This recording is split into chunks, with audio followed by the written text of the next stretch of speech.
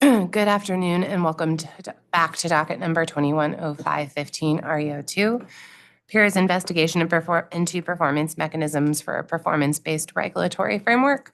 We're here today for our 9th technical meeting in this reopener. I see Attorney Pace at the podium. Thank you so much, Chairman. Can I please raise a procedural issue if that's acceptable? And the issue is, first of all, thank you for convening this proceeding. It's very helpful and constructive. Normally, participants have about 2 minutes for introductions. Could we have dispensation today to have Dr. Natako go for maybe 3 to 5 minutes? And the goal would be, we want to help make the process work. We're not here to offer criticisms, but really solutions. And we think it'd be very helpful if at the outset she could frame some of the solutions she would like the commissioners and the staff to think about as we move through today's process, but only an extra couple of minutes if that's acceptable to the chairman and the commissioners.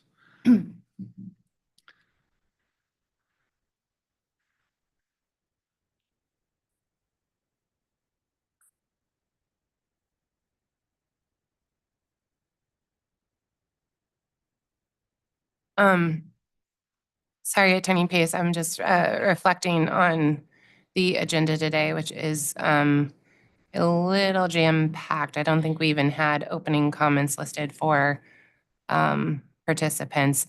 May I ask if there is a specific topic that the comments relate to? Is it topic 2 or? It really would be all the topics, and that's why we'd like permission that during the introductions, I see it allows for maybe roughly 10 minutes for introductions.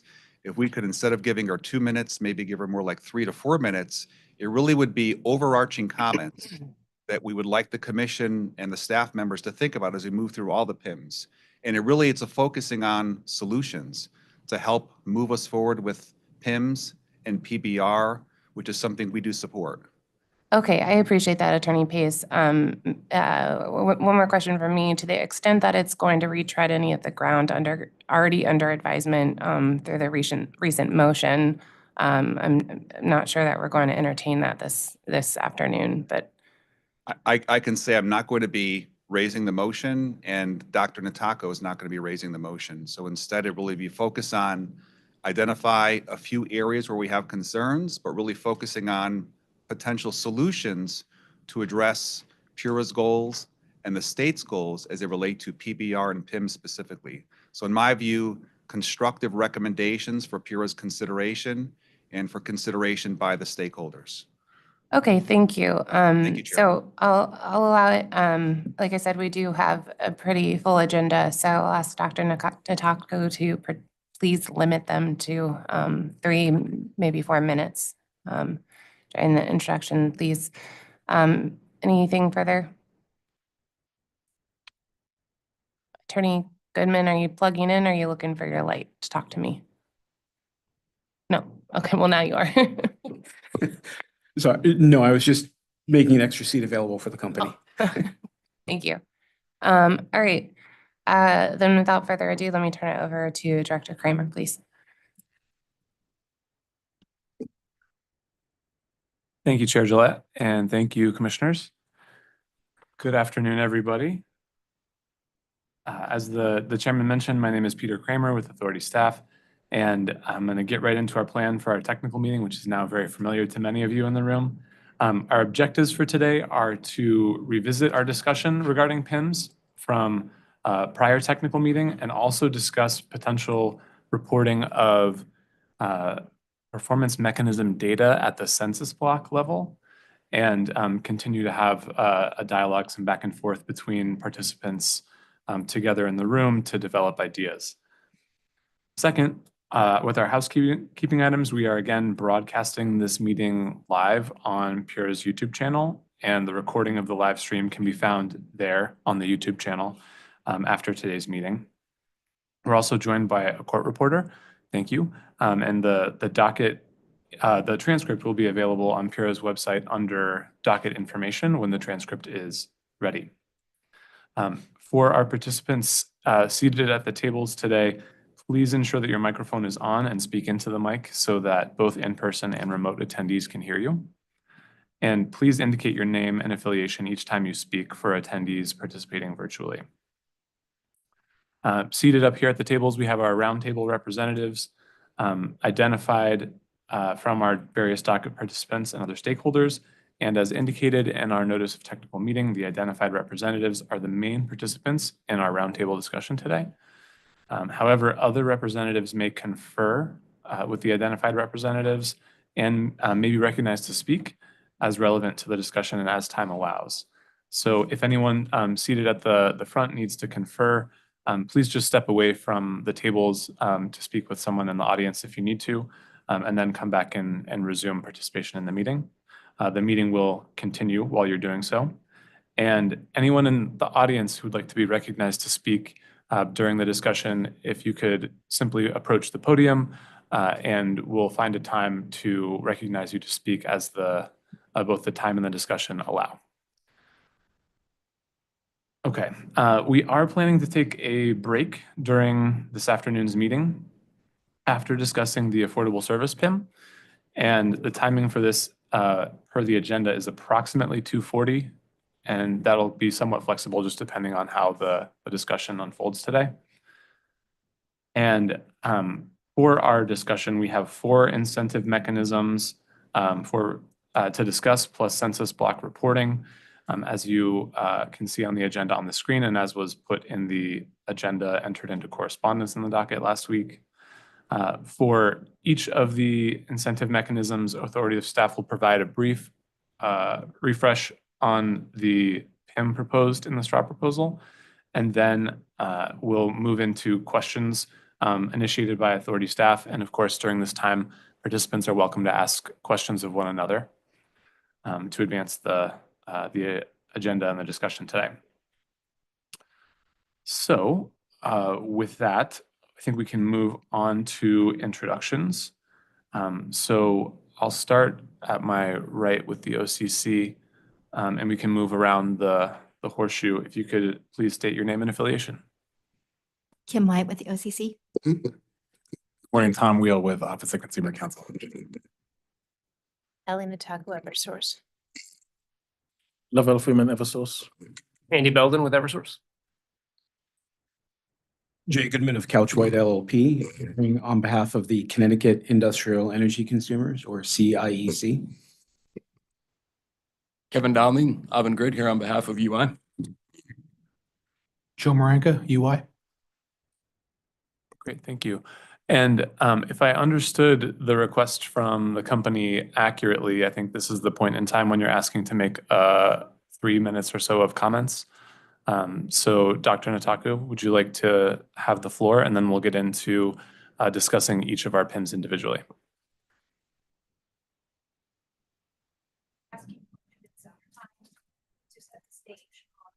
Can you use the microphone? Better now? Yes. Thank you. So again, thank you for giving us a couple of minutes to set the stage on the EDC perspective on how to make PBR work efficiently and in the near future. The crux of performance-based regulation is the PIMs. Metrics and scorecards are also important and have their role, but it's the PIMs that incentivize strong performance commensurate with rates by penalizing the EDC for actions that result in poor performance and rewarding the EDC for actions that result in good performance. So if we try to break that statement down, we can understand what the principle of PIMs should be. First, it should be the actions of the utility that drive the good or bad performance.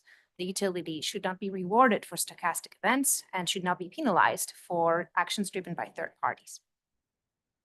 Second, we need to be able to understand what is good versus bad performance. A good methodology to follow is to have a deadband where there's no penalty and no incentive for performance commensurate with rates, and there is a penalty for performance worse than that and an incentive for performance better than that. Third, the PIMs should evolve in a controlled way, in a data-driven fashion. So to implement them successfully in the near future, we should have as PIMs metrics that are industry accepted and that do not conflict with other dockets. So out of the 4 PIMs today, DER level 1 interconnection is a great example of PIMs, and we are proposing 2 alternatives, one for semi-sealed and one for service terminations. So for semi-sealed, the alternative we will propose and talk about later is SAIDI-SAIFI.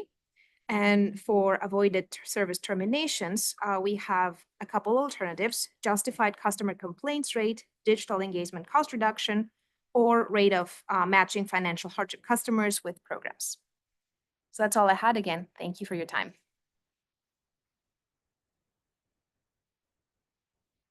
Just one clarifying question to follow up. Thank you, Dr. Nataku. I think you mentioned that ensuring that the EDC perspective was represented with regard to these principles and PIMS.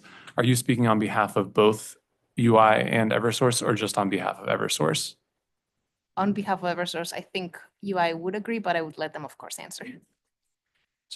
Kevin Donnelly from UI, and generally what Dr. Nataku said is in alignment. So I think overall, that's what we strive for. I'll leave it there because I know we got a tight agenda. Great, thank you.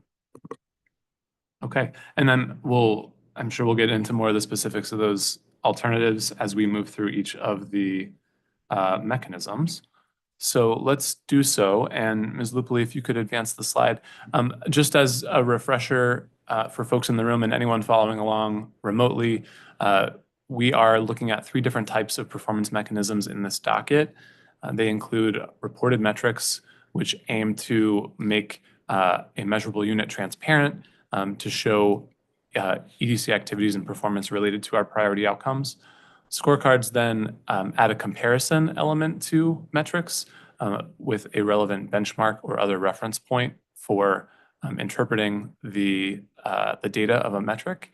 And then finally, a performance incentive mechanism, or PIM, aims to motivate or change EDC practice or behavior by tying a financial incentive or penalty to the specific metric and benchmark.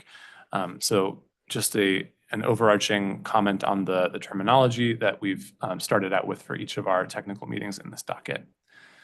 And with that, we can go to our next slide, where we'll look first at our proposed PIM from the STRAW proposal related to quality customer service. And this is DER interconnection process for level 1 projects. And again, as a refresher here, this is to improve the interconnection process for level 1, which is defined as projects up to 25 kilowatts, and to both improve the experience for customers and also help facilitate DER deployments statewide. And the proposal is to comprise this measurement of the average annual number of business days for both pre-construction and a post-construction review. And the presumption that we discussed in a prior meeting is that this data is likely already available. And finally, the STRAW proposal indicated that the PIM design here could be symmetrical with a greater potential incentive for the upside than downside penalty, and with a narrow deadband and defined dollar amounts. Additionally, there was some discussion that was reflected in the STRAW proposal about the measurement or the benchmark becoming more stringent over time. With that as our overview, I'll ask Ms. McDonald to start us off with authority questions. Thank you, Director Kramer. Good afternoon, everyone. Can you hear me clearly? So I don't have to. I was hoping not to. Good afternoon. I'd like to start with UI to get some clarification based on our previous discussion back in June in that technical meeting.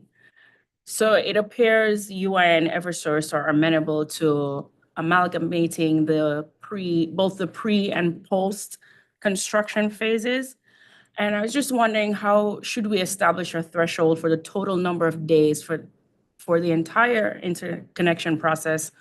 Or would it be more effective to set separate thresholds for pre-construction and post-construction to better capture the distinct factors that were mentioned that influence each phase? Kevin Donnelly from UI. I'll start and then defer probably quickly to my colleague, Mr. Marenka, who's responsible for that process. What is key from our last discussion is understanding when when the start and stop occurs. I think we use the basketball analogy even a little bit later in another roundtable of the clock starting and the shot clock. Is it on or off, and when's an application come in? For that purpose, from my perspective, it would make sense to have two separate thresholds, one for pre, one for post. Understand those are distinct periods of time and parts of the process. How we would establish that threshold, I think you'd want to look at where we have some limited historic experience. I think it's still an evolving process. I'm going to ask Mr. Maranka if he's got more to share, as there's a lot of ongoing discussions around efforts to improve the process itself. Yeah, thank you. Joe Maranka, UI. Similar to what Kevin is stating here, we recommend, and I'd say we highly recommend structuring this PIM and the metrics surrounding it to be aligned with the DER interconnection guidelines that are a PURA approved document or documents. For this one being the residential document, there is a document that's out there that is experiencing a somewhat of an ongoing review in the interconnection working groups that meet monthly. I know there's a current interconnection sprint, 100-day sprint going on, where a lot of discussion is around what does the interconnection process want to look like when we grow up, right?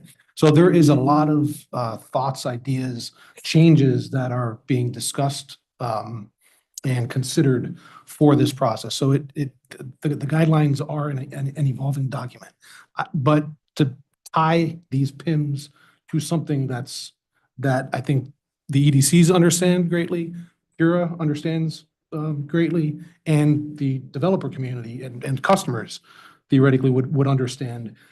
To me, I think the interconnection guidelines are that document that we want to sort of pull specific milestones from a naming convention, specific start-stop timeframes, from just a strict understanding of what these metrics are meant to measure. That would be the high level recommendation for this. And to dive a little bit deeper, definitely the granularity between pre-construction and post-construction. If anything, I think UI would be even more comfortable with going further than that and splitting up and looking into more specific milestones within the pre-construction process, within the post-construction process, that our utility, that the EDCs do have strict control over. Thank you, Mr. Maranka. Can you hear me? Yes. So Andy Belden with Eversource. I think our perspective may be slightly different than UI's. I think we had proposed and imagined that this PIM would be the entire time that a customer has a project with us. So that would be adding up pre-construction and then adding up post-construction as the single number, because we think that reflects kind of the totality of the customer's experience. I think one of the dynamics that we've seen with interconnection applications, particularly for level 1 projects, is they tend to be very lumpy over the course of a given year. So for instance, in December 2022, we received 1,200 interconnection applications. 3 months later, in February of 2023, we had 2,200 interconnection applications. So these numbers can vary significantly from different times of year based on what's happening in the electricity market. So one of the challenges we would have with just looking at one particular aspect of the interconnection process is making sure that we're able to plan and take into account that lumpiness. So the amount of staffing needed to serve 1,200 customers versus 2,200 customers is significantly different. So if we only looked at kind of one piece of this or one slice of that process, it could end up being very lumpy. But if we amalgamated across both the pre-construction and the post-construction, we think that's a fair accounting of what we did for the customer throughout the process. But Mr. Building, in the last tech meeting, and hopefully I'm not misremembering the comments, I thought the companies were okay with combining because the talk of influence versus control came about in that conversation. Now, if we're put both pre and post-construction together, where is that line where the company is going to use that argument saying, well, we had no control in this area because of lack of timely response from the developers. Certainly. So, and maybe taking a step back, when we say pre-construction versus post-construction, I think we're referring to the pieces that we control within pre-construction. So the customer gives us an application. We review the technical aspects of that and whether it qualifies for the RRES program, and then we provide contingent approval. So the part that, I understand that we're talking about when we measure the PIM for pre-construction is from application to contingent approval. And that's 100% under our control. But for if we need to send it back to the customer because there's some sort of error within that application. And our proposal would be if we have to do that, then the clock starts over. And then post-construction, that happens after the installer has finished the project and it's gone through the municipal approval. So that again, from that point in time till permission to operate, that also is in 100% our control, unless we find something wrong where we go out and say that the meter wiring is incorrect. So the two pieces that we're talking about, I think at least Eversource is comfortable acknowledging that those are 100% under our control. Okay, thank you. And if I might add, Ms. McDonald, I think the last conversation you're referring to was about level 2 projects, if I'm not mistaken. And the level 2 projects, much more complex. They do undergo a system impact study, whereas these level 1 projects do not. And then within the system impact study, there are many opportunities for the projects to go on hold when we're waiting for information back from the customer. So the short clock analogy that you are referred to really applies very much to those level 2 projects. Level 1 projects tend to be simpler, and that's why we're in favor of amalgamating the two periods into one PIM. All right, thank you, Mr. Freeman. Ms. Marenko? Yeah, thank you. Joe Marenko, UI. Just to respond to Mr. Belden and the comments that Eversource is suggesting. From UI's perspective, we are in full agreement that looking at the interconnection process more globally from tip to tail does provide a more accurate representation of the customer experience for it. However, I firmly stand behind what he has said. As long as whatever is being measured, and if we want to amalgamate that to a single number or keep it more granular with multiple different numbers representing multiple steps along the way, as long as those numbers are within EDC control, that we are not being either penalized, and I think Dr. Nantaku had mentioned before, either penalized for third-party delays or reasons outside of our control, or even incented in a positive way for just a sheer luck of a good string of applications coming through that are all clean, complete, concise, and pass all the screens that they're just flying right through. I think there needs to be that level of EDC control within what is being measured here. Thank you, Mr. Marenko. In Mr. Donnelly's comment, you mentioned using limited historical data to establish that threshold, the performance threshold, I'll call it.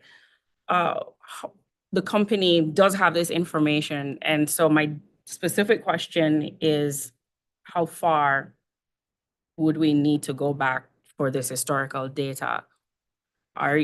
And I'll let you tell me whether or not you'll be including certain seasons or different timelines.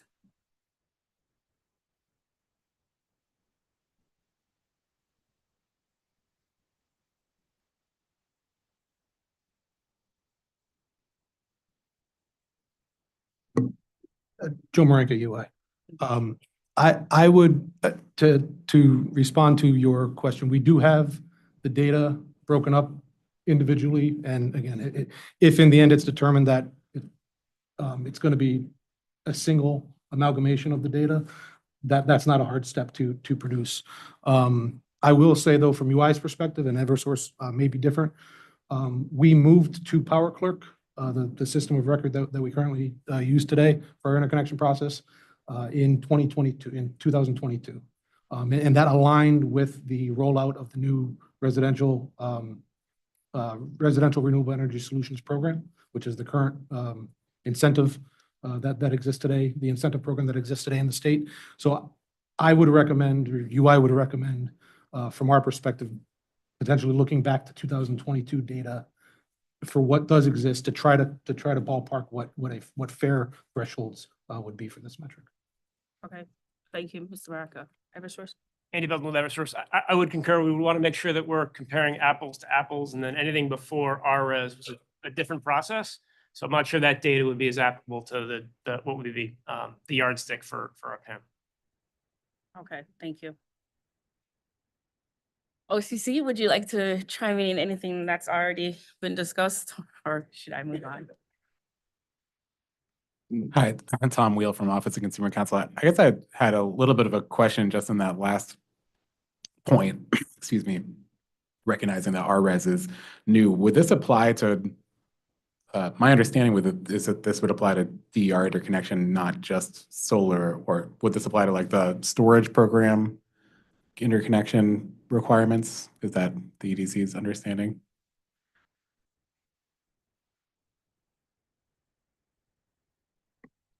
Joe Marenko, UI. The way that we are understanding this metric is it would not be incentive program specific. It would apply across the board.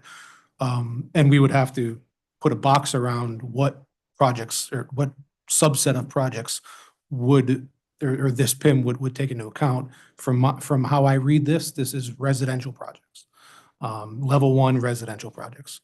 And so whether that's PV, whether it's PV taking part in the RRES program or not, whether that's battery or whether that's any other type of generation technology that is being proposed by a residential customer, to me that would fit in the box here. Andy Belton with Eversource. Yeah, I think we would concur with that. With the further context that we're seeing a very small number of applications simply for storage. Most of them are solar and storage. And then, you know, that is all dwarfed by the number of residential PV only projects that we're seeing.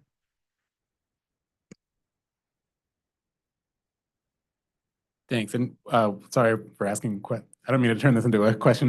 Would that also include EVs, or is that, do EV projects not go through the same interconnection process? So I'll say it this way, unless there is a proposal for, or from a customer and or developer to have some sort of vehicle to grid operational approval, then a normal EV connection would not come through the interconnection process. Okay.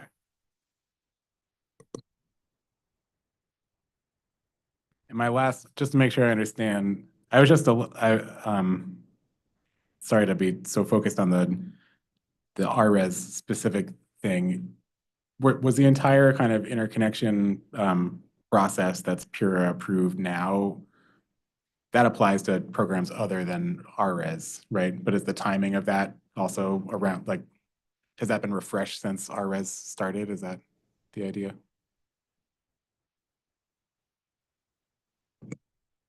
So my understanding is that generally the guidelines are technology neutral. So it's anything under 25 kW that needs to go through an interconnection process. Although, like I said, you know, as a default, that basically means PV in Connecticut at the moment. Okay. Those were all my comments. Thank you. Thank you for the update. All right, thank you. I would like to go back to the performance threshold we were discussing before. So in the vein of, we've created this threshold and now it will be the benchmark for the target setting. How would the company report the underlying data to support evaluating meeting this threshold? And while ensuring it's accurate? Certainly, yes. Again, Andy Belton at Eversource. So we already, in this docket, provided kind of a data set that showed every single project with all of the start date, end date for each of the process steps. So I think ultimately, you know, given that this is a PIM, we would provide that, every time we come in to evaluate our performance against that PIM. I think we will need to make some modifications to kind of our internal processes and how we track. We did note that with some of the processes in the RRES program where we're now installing production meters kind of outside of the standard process, you may have noticed that there were some irregularities in data. So we will want to make some changes to our workflows in PowerClerk to make sure that we're accurately capturing, every step along the way, and we are accommodating when those processes might not be standard. Okay, and both companies are using PowerClerk, so there should be no difference in the reporting, right? That's my assumption. Can you correct me if I'm wrong, please? Joe Marenka, UI. Even though we are both on the same platform, I do believe that there are differences. And to be honest, these differences have been highlighted through the interconnection working groups, through the 100-day sprints.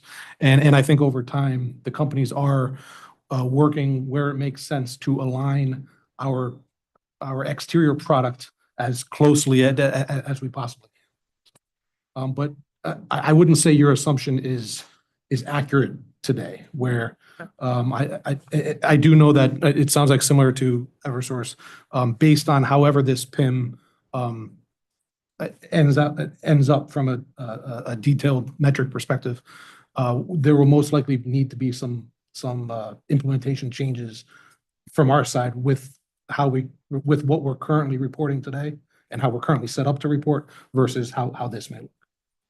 All right, thank you. If I can, I'd like to start talking about now the incentive structure of the PIM. And I'll just go through it. How can the PIM both reward improvements, yet hold the companies accountable for underperformance?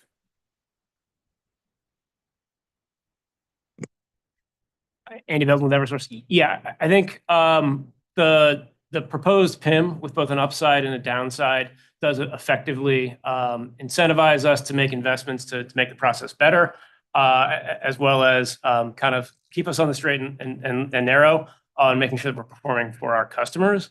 I think the other piece that's in the straw proposal is the fact that it's going to ratchet over time. So it's going to get more stringent for us to just stay in that dead band.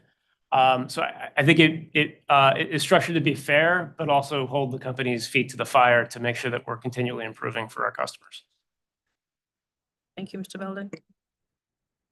Joe Marenka, UI. I would generally agree with what Mr. Belden had just stated. I do just want to share I guess it's a comment at this point, but I think ultimately could end up being a concern in that we just need to think about over time as these thresholds potentially are getting more and more stringent. Rightly so, trying to incent better performance over time. However, I don't want the fact to be lost that we're just aiming at timelines here. Because this interconnection process is really a technical-based process where we are, the main goals of this process are to ensure safe and reliable interconnection.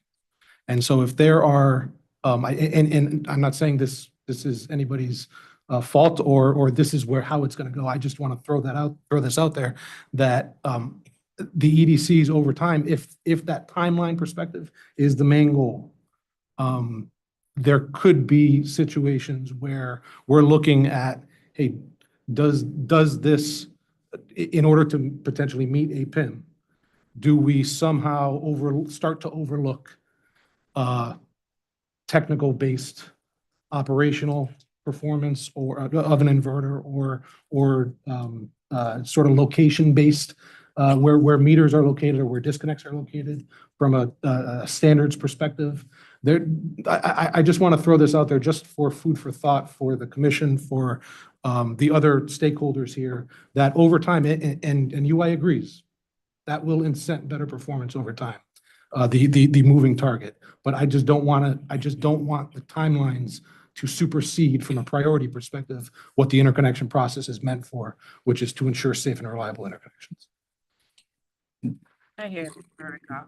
If I could as well, Kevin Donnelly from UI, and I think what Mr. Marenko is hitting on there is just overall for all PIMs, you don't want an unintended consequence. And really, what are we driving? What's the purpose? What's the value? What's the value proposition for customers? Always like to think of testing things at extremes as well. So in theory, with a ratcheting tighter timeframe, let's say you take it to the extreme and it was 1 business day for both of those, like that's the extreme.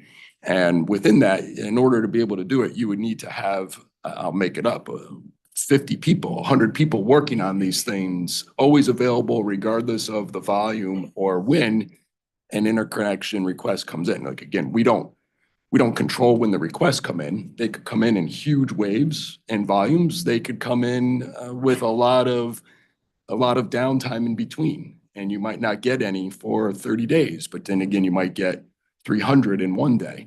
So you would need to have a huge incremental cost in order to meet the intended purpose of the performance mechanism to avoid an unintended consequence of a big negative expense on the company. We wouldn't want that. It's not the right thing to do for customers. That doesn't make sense in the end.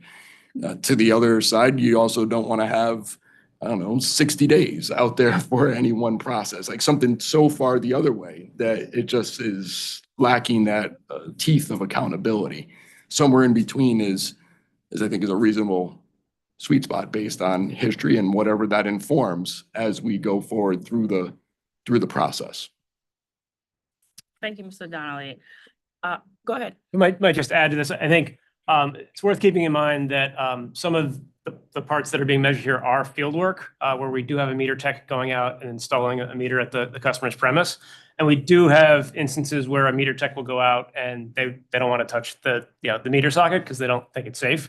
So making sure that we build in safeguards into this process. So when someone encounters that, that customer's timeline is kind of off the plate, so that they're not feeling incentivized to do something that they don't feel is safe. So I think that's an important perspective that we need to keep in mind, and finding ways where we can create those exceptions to make sure that people are working safely are important. Thank you, Mr. Building.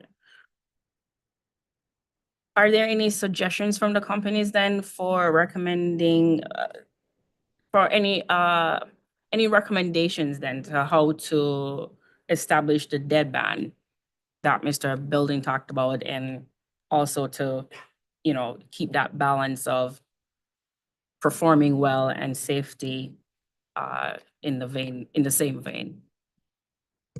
Andy Belton with Eversource. I think we could come up with something. It could be several days on either side of kind of what's currently in the guidelines is what I would expect.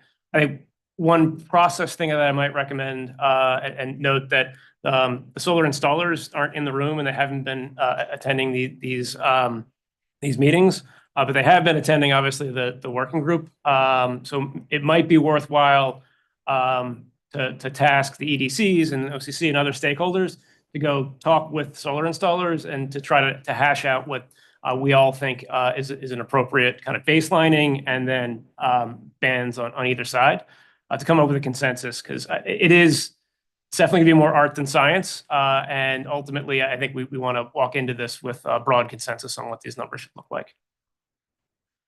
Okay. Mr. Donnelly? Or Joe Marenka, UI. The only thing I was going to add was with using the guidelines and the timeframes that are currently in the guidelines as a baseline. But to Mr. Belton's point, I think sort of socializing whatever this proposed ban is going to look like with the stakeholders is a very good suggestion.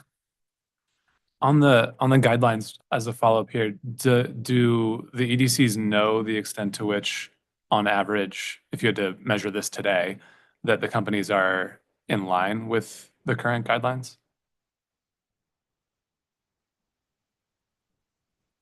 Yeah, we're generally following or within the bands of the guidelines at the moment. Yes. Joe Marenka from UI. Same Same here regarding the various different steps that are noted and the business days associated. Because there are various steps that include a range of days in the guidelines. And so what you're saying is generally, on average, the companies believe their performance is within the range of days in the guidelines. That's correct. Yep. All right. Thank you. And is it the case that the guidelines that are posted online are exhaustive in terms of each step, that not necessarily contemplating every possible scenario that may come up in an application or an interconnection, but instead to say that each part of the process leads to the next. And so therefore, if you added up the range of each step that's represented in the guidelines, you would have the duration the total duration for both the pre-construction and the post-construction phases. So I think that's generally what customers are experiencing right now, those timeframes. I will say the guidelines have not been revised since the introduction of the RRES program. So our processes are somewhat different. Our kind of internal timelines are different. So it may be worth taking a step back and looking kind of at how the guidelines explain everything that's happening on each of those pieces.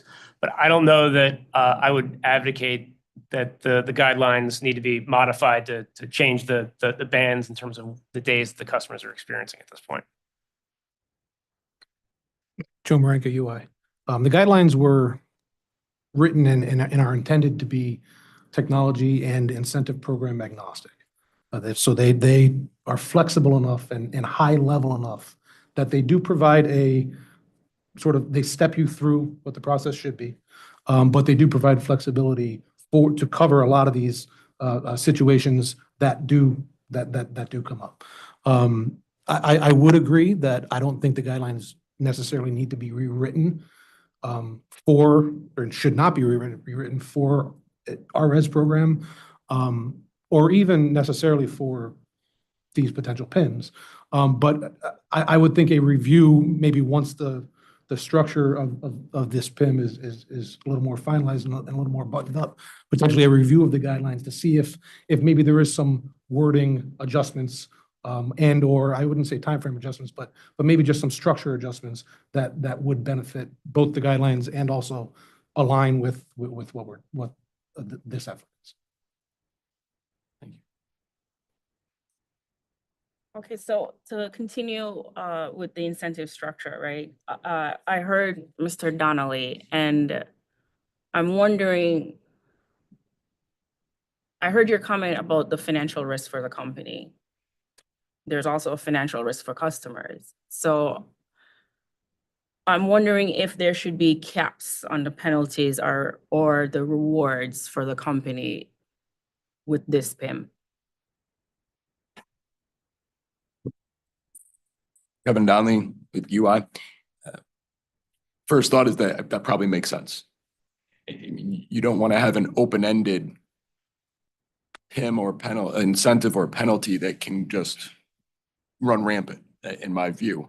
I think you should have a defined PIM that has a narrow deadband as stated here with a certain level of performance that could be achieved and a certain level of downside risk that would be penalized so that it is understood and that it's bound and how you will perform and what will happen. I'm just thinking out loud right now. I don't know, just others can react in another way. It would almost seem like perhaps you would have a bit of a graduated potential performance level that if you do better, I'm making stuff up on the fly here. If you do better by the level of days to get that review done, by 20%, it's a certain PIM. By 30%, it's an additional level on that. By up to 50% or greater, it's capped at this. Same for the downside. Perhaps it's the same thing where you have a penalty structure in place that outside of the band has a cap on the downside level of anything worse than 50% longer would be capped at X. Is that making sense the way I'm thinking it through? Yes, well, it is, and which is why I asked the question to follow up there. Because in my head, and don't just take things from my head, I'll put that out there, but that you answered my question, because that's what I wanted to see how that would work. And I'd love to hear from Eversource and OCC on their thoughts on that too. Just briefly, Andy Belton with Eversource. I think what Mr. Donnelly just described is very much consistent with what Hawaiian Electric Company, their PIM with respect to interconnection timelines, which I think is the basis for this PIM. They have bands with a specific dollar figure, both on the upside and the downside. And if you're in the kind of the closer to the dead band, you get X number of dollars. If you're above that, you get Y number of dollars. But it's capped, it's concrete, and it's a dollar figure. I think from our perspective, that helps, helps with us understanding, where, what's the potential incentive? How can we plan around this PIM structure? So we like the idea of kind of fixed dollar figures with kind of an upside and a downside cap, because I think that will help facilitate our planning efforts around this PIM. Thank you, Mr. Merlin. My microphone's already on, so sorry if everyone's been hearing me breathing all this time or something. Tom Wheel from OCC. We filed comments on this, on our concern about the Hawaii structure and our preference for like a marginal incentive structure, just because our concern is that all of this depends on how you structure it, but having sort of dollar figure bands, you lose all of your incentive. Like, let's say, just to pull numbers out of thin air, let's say there's $100 extra incentive for beating a timeline by 3 days. But then if you beat a timeline by 5 days, it's an incremental $100. Problem is that there's a gap. Like if you miss the first goal, then your natural incentive is going to be to say, well, I have 2 more days to speed this up in order to meet the second goal, as opposed to a continuous marginal incentive where if you structure it by day, for example, then you don't ever lose, you don't have those kind of skips in incentive like you do with when you have banding.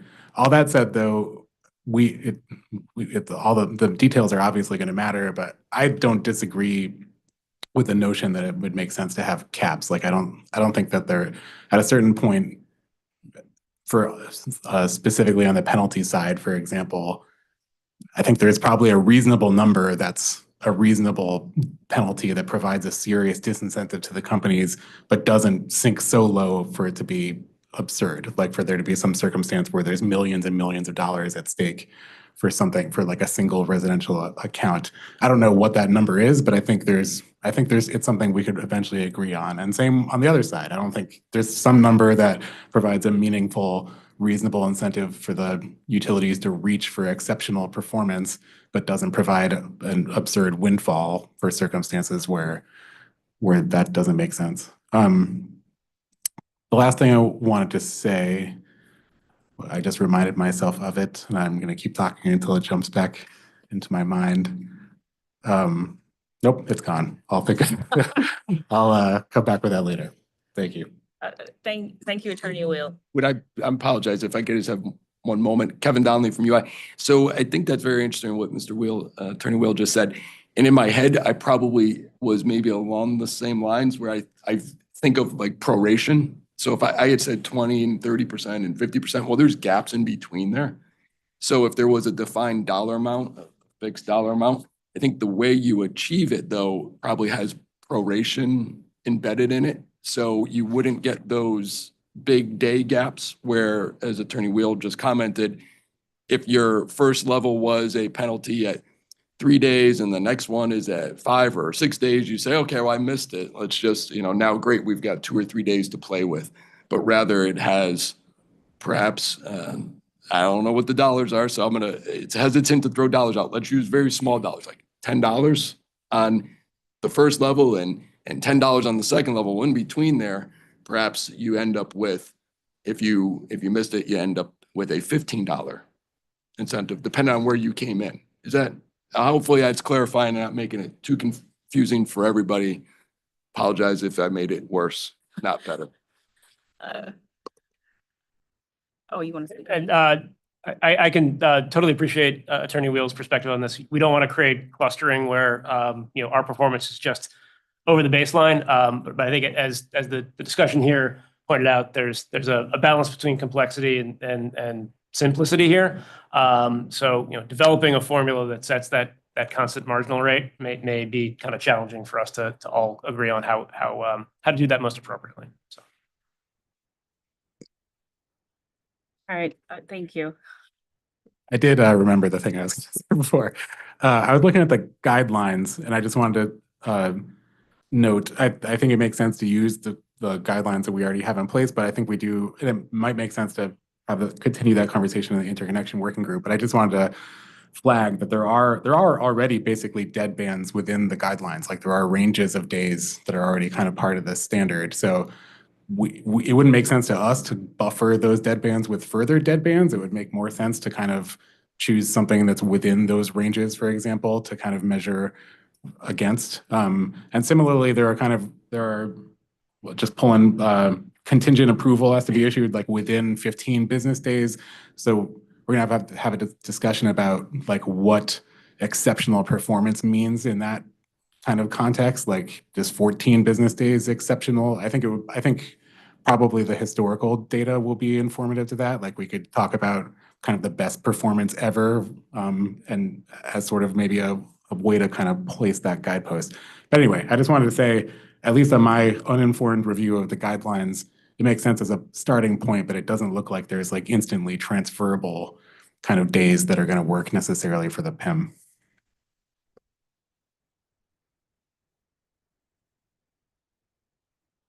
I hear the comments, and even with proration there, I am wondering on the other side of it, how would the companies be incentivized to continuously perform well in this area? What if the company just gets comfortable with just barely going over the performance threshold and does this consistently? I'm not sure how that would help the customer journey, because you're not doing less than what's necessary to be penalized for it, but you're still not doing enough to be exceptional at what you do. Kevin Donnelly, UI. So it's an interesting question or an interesting situation, because everything is my view is the customer value proposition at what trade-off. So in order to be continuously exceptional on an improving basis comes at some cost. And what will that cost look like?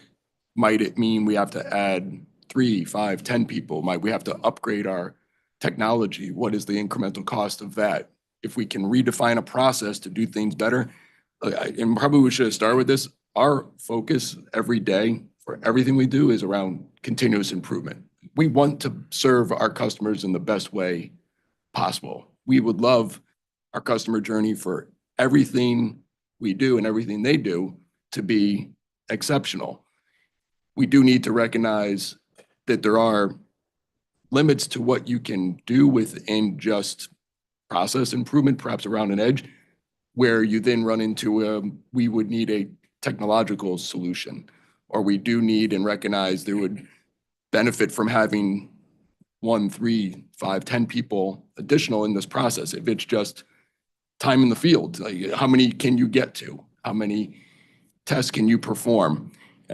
All of those things considered then becomes effectively like a business case analysis for that customer value proposition. And I would just caution us that as we, perhaps in this case in discussion, we're hyper-focusing on one element of the journey for a subset of individuals who are looking to interconnect. All good things, all enabling the clean energy policy of the state, that we do that in the most economic way. And that we understand at some point going from whatever it is, I'll say 15 days to 13 days to 10 days, the incremental cost becomes exponential as you continue to drive improvement, to the point where you would say it's no longer economic to drive improvement beyond a certain limit. Because here's the trade-off of the cost versus the benefit that the customers will receive. Thank you, Mr. Donnelly. Mr. Belden? Andy Belton with Eversource. Yeah, and I think, from our perspective, the notion that over, say, a 5-year rate period, we know that the numbers are going to get more stringent over time. I think that's what, is the signal to us that, hey, we need to make an investment either in processes or IT capital to improve this over the course of that rate period. So I think, key to this and key to motivating the EDCs to make the investments is that notion that this is going to be ratcheting over the course of that rate period. And maybe there is kind of a discussion about, well, what's the ideal for this process? Is it 7 days, 5 years from now for the first half, and 3 days in the second half? And that's what we're targeting at. We're targeting ourselves at over the course of that period. May I? Lavelle Freeman, Eversource. And one of the truisms of utility planning and operation is that if you're standing still, you're moving backward, because the landscape is always changing, right? And so what is exceptional? And if you define what we're doing as exceptional, and I think on level 1 projects, we have been very, very good. I don't know if we define it as exceptional, that's subjective. But there is data in the past to show what our performance has been. There's certainly industry data that we can benchmark against. So we can make an assessment of what is acceptable or what is exceptional behavior. But over time, we know standards change, we know technologies change, we know expectations change. But in my mind, we have to be careful about how much we push that envelope. Because one, we don't want to penalize the utility for exceptional performance by moving the goalposts in such a way that it begins to strain the ability of the utility to do things without compromising safety, without increasing the cost tremendously on ratepayers.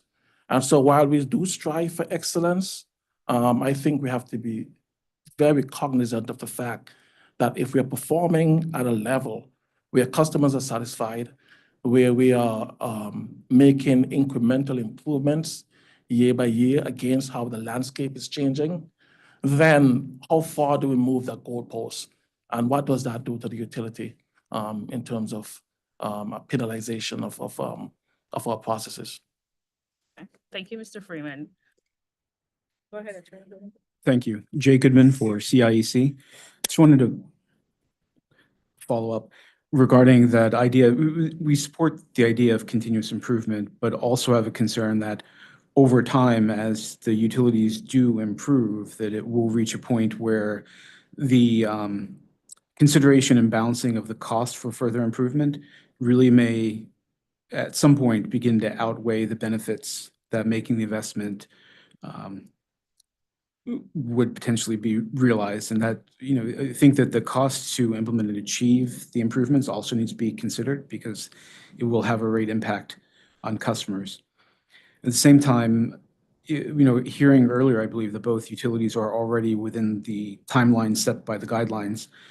I assume there's still opportunity for improvement, but at some point when they presumably reach that more optimal stage where they've improved their performance under the timelines, and perhaps additional improvement would be cost prohibitive, I think at that point, or maybe even just before it, consideration should be given to whether there's still a need for a PIM, as opposed to a modified incentive to prevent backsliding in performance, but just kind of maintain the status quo at that point. Thank you, Mr. Goodman. I think that's a good segue to provoke this thought then. It's based on those remarks, what if this incentive structure is created for downside only? What would that look like for the companies?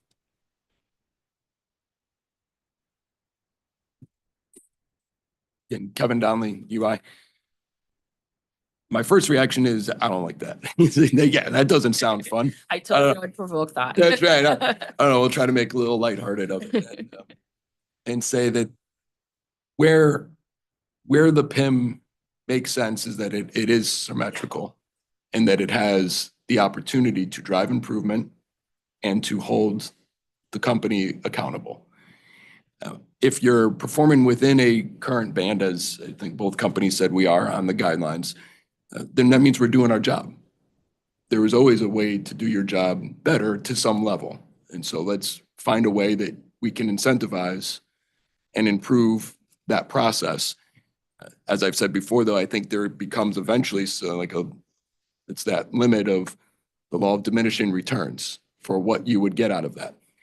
So a downside only doesn't feel like it is to the intent of what a true performance incentive mechanism is set out to do, and to have appropriate levels of performance that can be driven for improvement as well as to hold you accountable for when you fail to perform at those established levels. Thank you. Eversource? And I would concur. I think my understanding is what we're trying to accomplish with this PIM is to get the companies to make investments in capital and processes to improve the customer experience. And I think an upside benefit and incentive is critical when we're having conversations, say, at the end of the year around budgeting, or, okay, what are the capital projects that we as a company are going to prioritize? What are the, how are we going to do our hiring in the next year? And if it's just a downside only and it's just kind of stay within the dead band we're currently at, those conversations about prioritization are going to be very different compared to, well, we have an opportunity in the next year. If we make this investment, we can earn a little bit more. That I think what you're trying to do with these processes is change the internal calculus on how we make improvements to our processes. So I think that upside is critically important to that. Yeah, thank you. Go ahead, Attorney Will. Thanks. I was just going to say, I think in response to the last two questions, sort of, I wanted to agree with Mr. Belden that, well, with the concept that like the way we see this working in reality is always going to be centered around a particular rate case and a particular rate plan. So in some ways, the question of the appropriate ratchet to be using or the questions of diminishing returns, I think are going to naturally be at issue in the context of that rate case, because I think in every case, we're going to have to be determining the amount of incentive one way or the other that seems necessary to meet whatever the goal is. So that being said, I think it's possible to imagine a future with a downside only incentive. I think if you reached a point where everyone was sort of in agreement that there was nowhere else to go that made sense because there'd be diminishing returns, and you'd have to make a fair deadband, like a downside deadband. But I think you could have a fair structure that said, you guys are doing great, keep doing what you're doing, but if you slip too low below an established level of performance, then you could have a penalty. I don't think we're there right now. I mean, I agree with everyone that what we're trying to do right now is provide an incentive for improvement that it sounds like everybody feels is possible. But just wanted to put out there that conceptually, I think a downside only PIM or an upside only PIM potentially could make sense depending on what reality looks like at the time of the rate case. All right. Thank you, Attorney Will. That was my final question, but I want to make sure I touch on this point because it was mentioned several times in responses with the fluctuation in the application volume. How should we measure that? If that's the best word.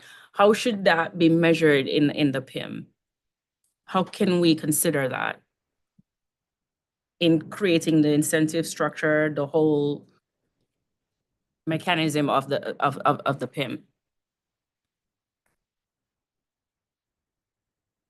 So again, Kevin Donnelly, UI, and I think about it as like, how should it be taken into consideration? We look at historical performance. What was that based on? How many applications led to the performance of the average number of business days within each of the points of measurement? And if there is a unusual spike or an unusual decline, like let's say you got one, again, take the extremes, then how well did you perform in that? And should something be adjusted out of it? I don't have an answer for how you would do that. Let me defer to Mr. Maranka. I saw him reaching for the mic as well. Joe Maranka, I was just gonna take the position of using historical numbers of applications received, timeliness of those applications, various different waves that I know both utilities probably see, trying to sort of understand the incentive environment at those times relative to what the incentive environment looks like moving forward. Because I think that also has some sort of direct influence on the number of applications that we get. So I think, to your point, I agree. It should be considered, and it should be part of the strategy for where the baselines and where the thresholds are going to end up. But I don't have that detail in front of me right now. Okay, is that something I could follow with the company through an interrogatory? I would say to provide past application receipt Okay, numbers. That's certainly a start, I would think, yeah. all right. And I would just say, go back to a point we made earlier, the ability to amalgamate that pre-installation and post-installation process into kind of one number, that provides us with the opportunity to say we get slammed with applications at the front end. We know 60 days later, based on historical averages, that we're going to see a lot of requirements for meter installs. So we can be prepared for that. So that bringing those two pieces together into that one metric provides us a little bit of an opportunity to not get surprised. So that's one point. I think it would be really hard to kind of set out the conditions on when there might be extenuating circumstances where an upside or a downside penalty might not be required, because all of a sudden, 1 month we got 1,000 applications, the next month, for whatever reason, we got 4,000 applications. I would hope that we could build into this kind of a fail-safe, both on the upside and the downside. I don't know what that looks like, but I think that probably requires a conversation instead of setting parameters right here. All right, thank you, Mr. Building. That's all I had on this time. All right, thank you. Let's move on then to our next priority outcome.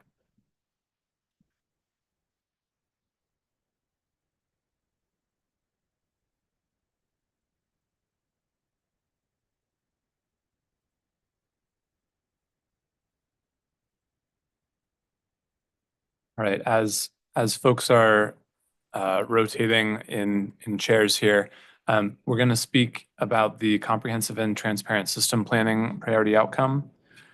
And in doing so, we're looking at the Non-Wire Solutions Shared Savings Mechanism, which the objective is to incentivize the EDCs to transparently identify, evaluate, and select non-wire solutions resources when beneficial.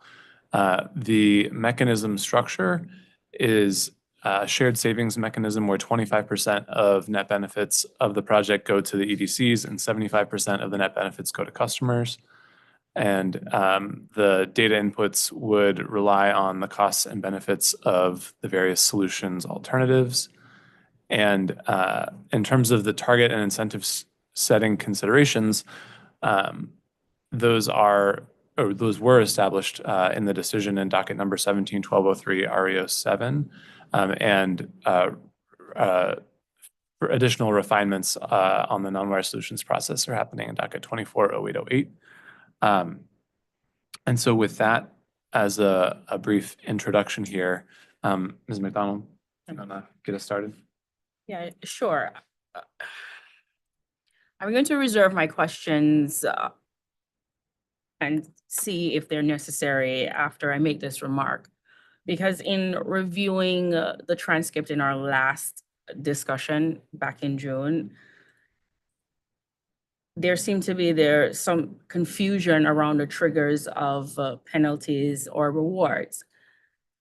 And I'd just like to clarify that the shared savings mechanism is only activated when the EDCs select a non-wire solution. the shared savings mechanism is triggered, the shared savings mechanism is when a non-wire solution is selected and yields the financial benefit to ratepayers, with the savings split 25% to EDCs and 75% to ratepayers, which was established in docket 1712, REO 03, REO 7. So there are no additional penalties or additional incentives within this process. Is there anything else that needs to be addressed for this? Kevin Donnelly from UI. No. Okay.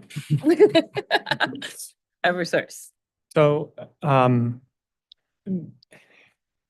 agree with everything you've said, but that then raises the question if it is actually a PIM, right?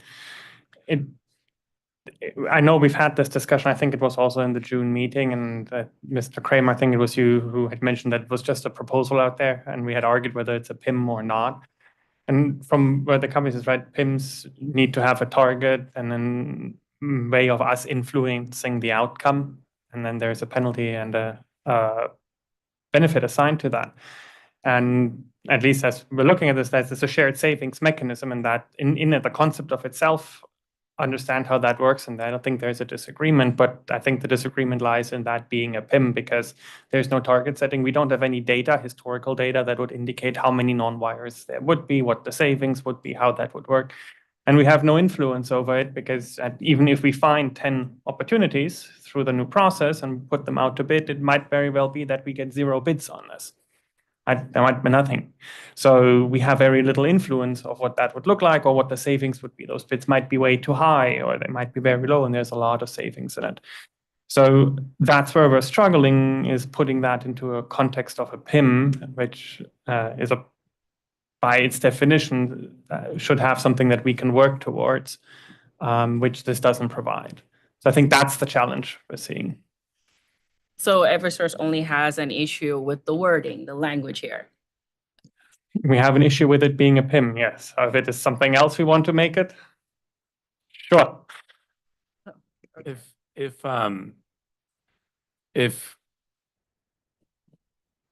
the straw proposal instead were to have said, this is a shared savings mechanism that already exists per this decision and is being considered as a part of the overarching performance mechanism portfolio for PBR, because it is designed to track and incent behavior, not a PIM, but a mechanism that advances a priority outcome, as do all of the mechanisms within the PBR framework.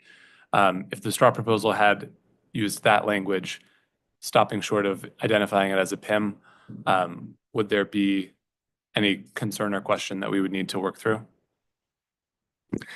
Well, there was a lot of ifs on that one.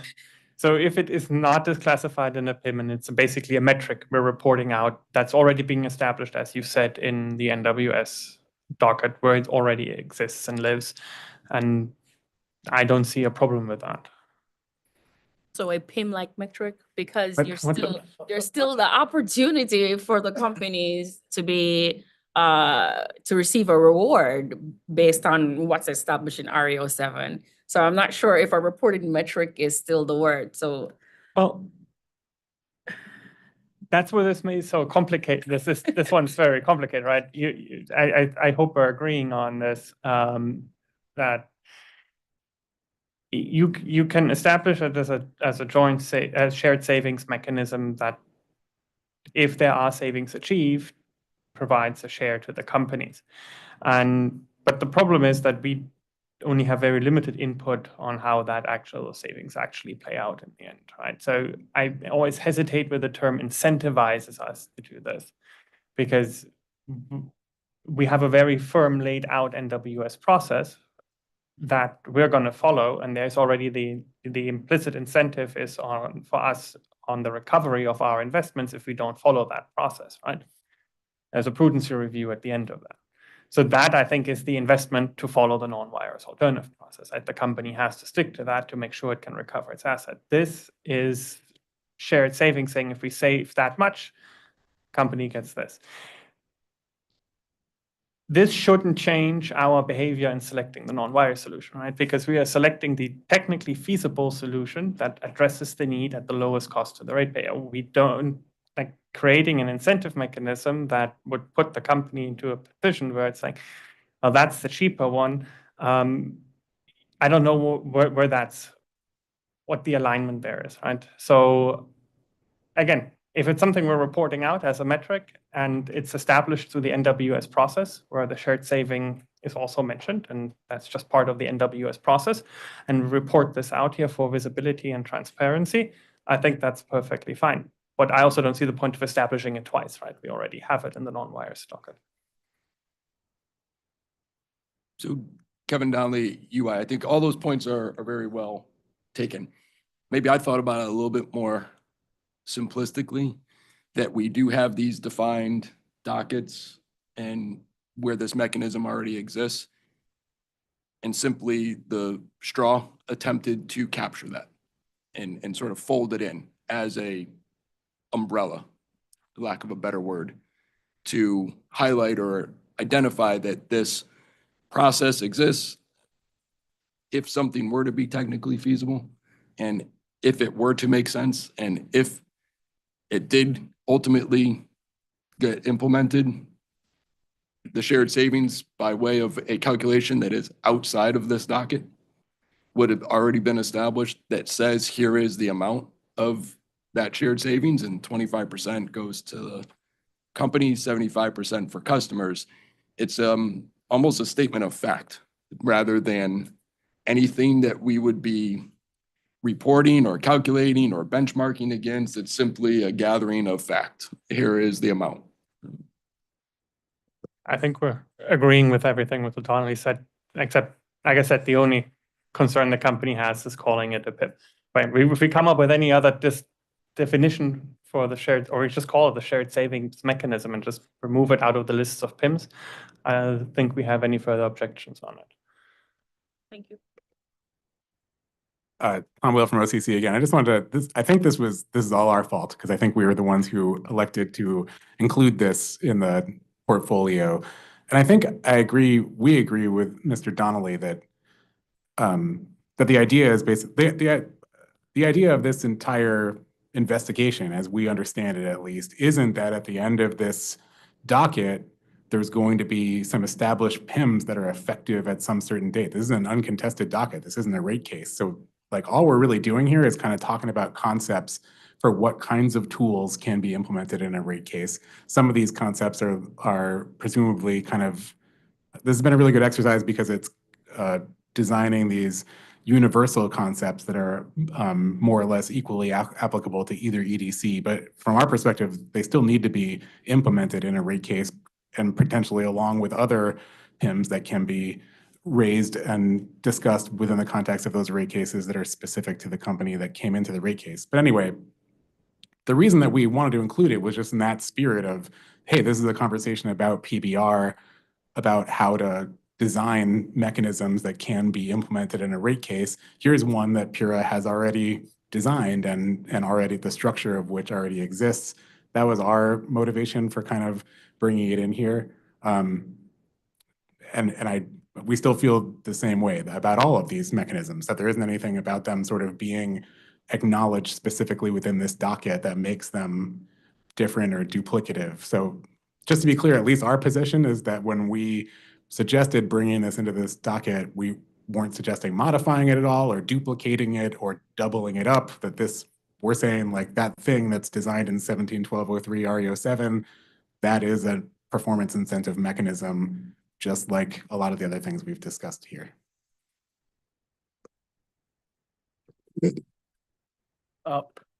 So I understand completely, Attorney Wheel, but question, I guess I asked you the same question about an earlier PIM. What would you get from this as a reported, or as a PIM that you wouldn't get from it as a reported metric? As a metric, it would be in the docket.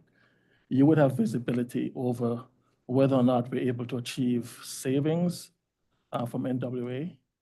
It's just that it violates the design principles of a PIM. By calling the PIM, I think it sets up a lot of the arguments that Dr. Intalka made earlier about what is a PIM and what is not a PIM. So in the spirit of keeping it pure, the definition of a PIM, would it satisfy your requirements if this is a reported metric? I don't understand, to be honest. I mean, from my perspective, it's a PIM. I don't know. I mean, I'm just learning all this now, but my friends at RMI assure me that a shared savings mechanism counts as a PIM, even though it doesn't necessarily isn't structured like an upside only PIM or a downside only PIM. It is, as I understand it, I can't speak for the authority who implemented it in the docket, but my understanding of it is that it is supposed to be a mechanism to additionally incentivize the company to engage in the non-wires alternatives process. So not necessarily incentivize the company. I don't know that it's necessary that the company has complete control over how many NWAs are picked or how many survive that process. And I agree that process is already, there is some incentive already tied to cost recovery, as Dr. Walker pointed out.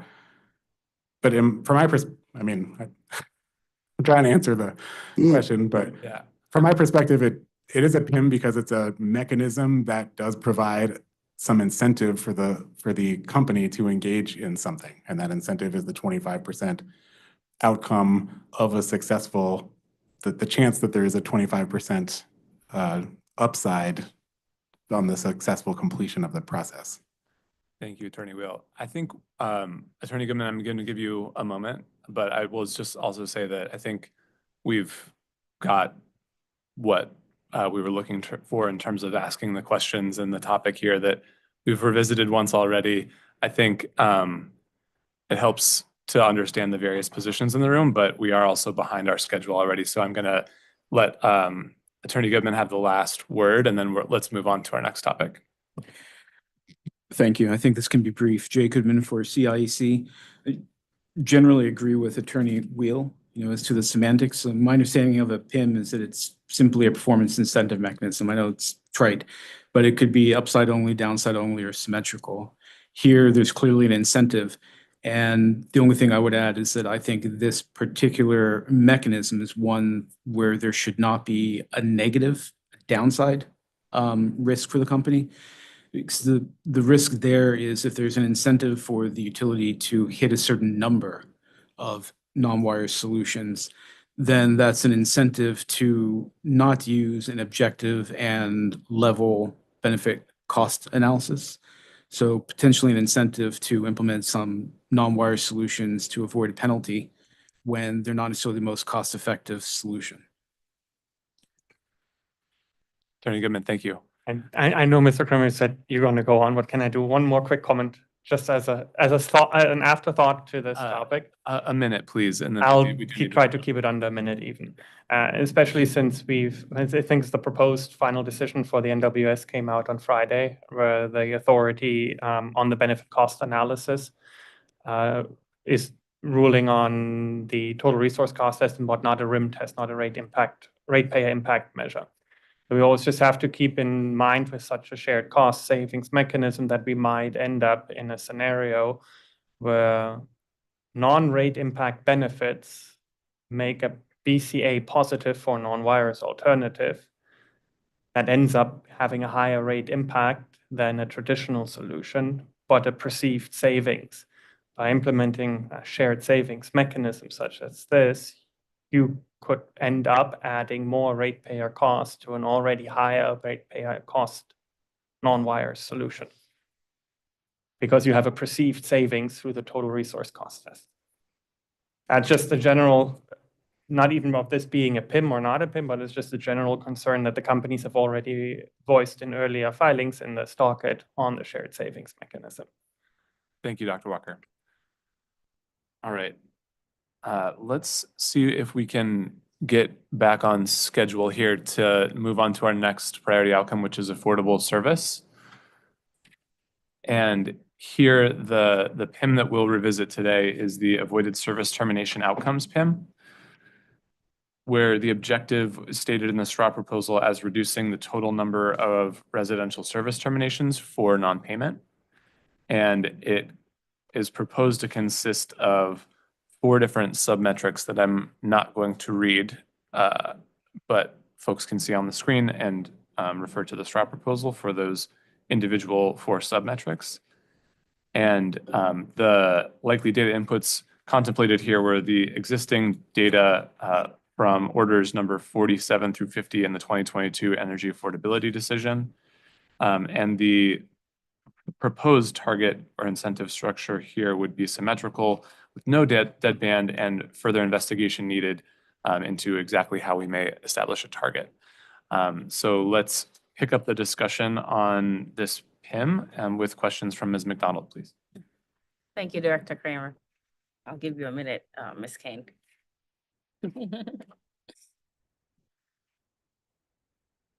All right, so in picking up from our last discussion, should the PIM focus exclusively on avoiding terminations, or should it also consider broader measures of success, such as the reconnection times and program enrollment rates? And if so, what would a comprehensive support metric look like?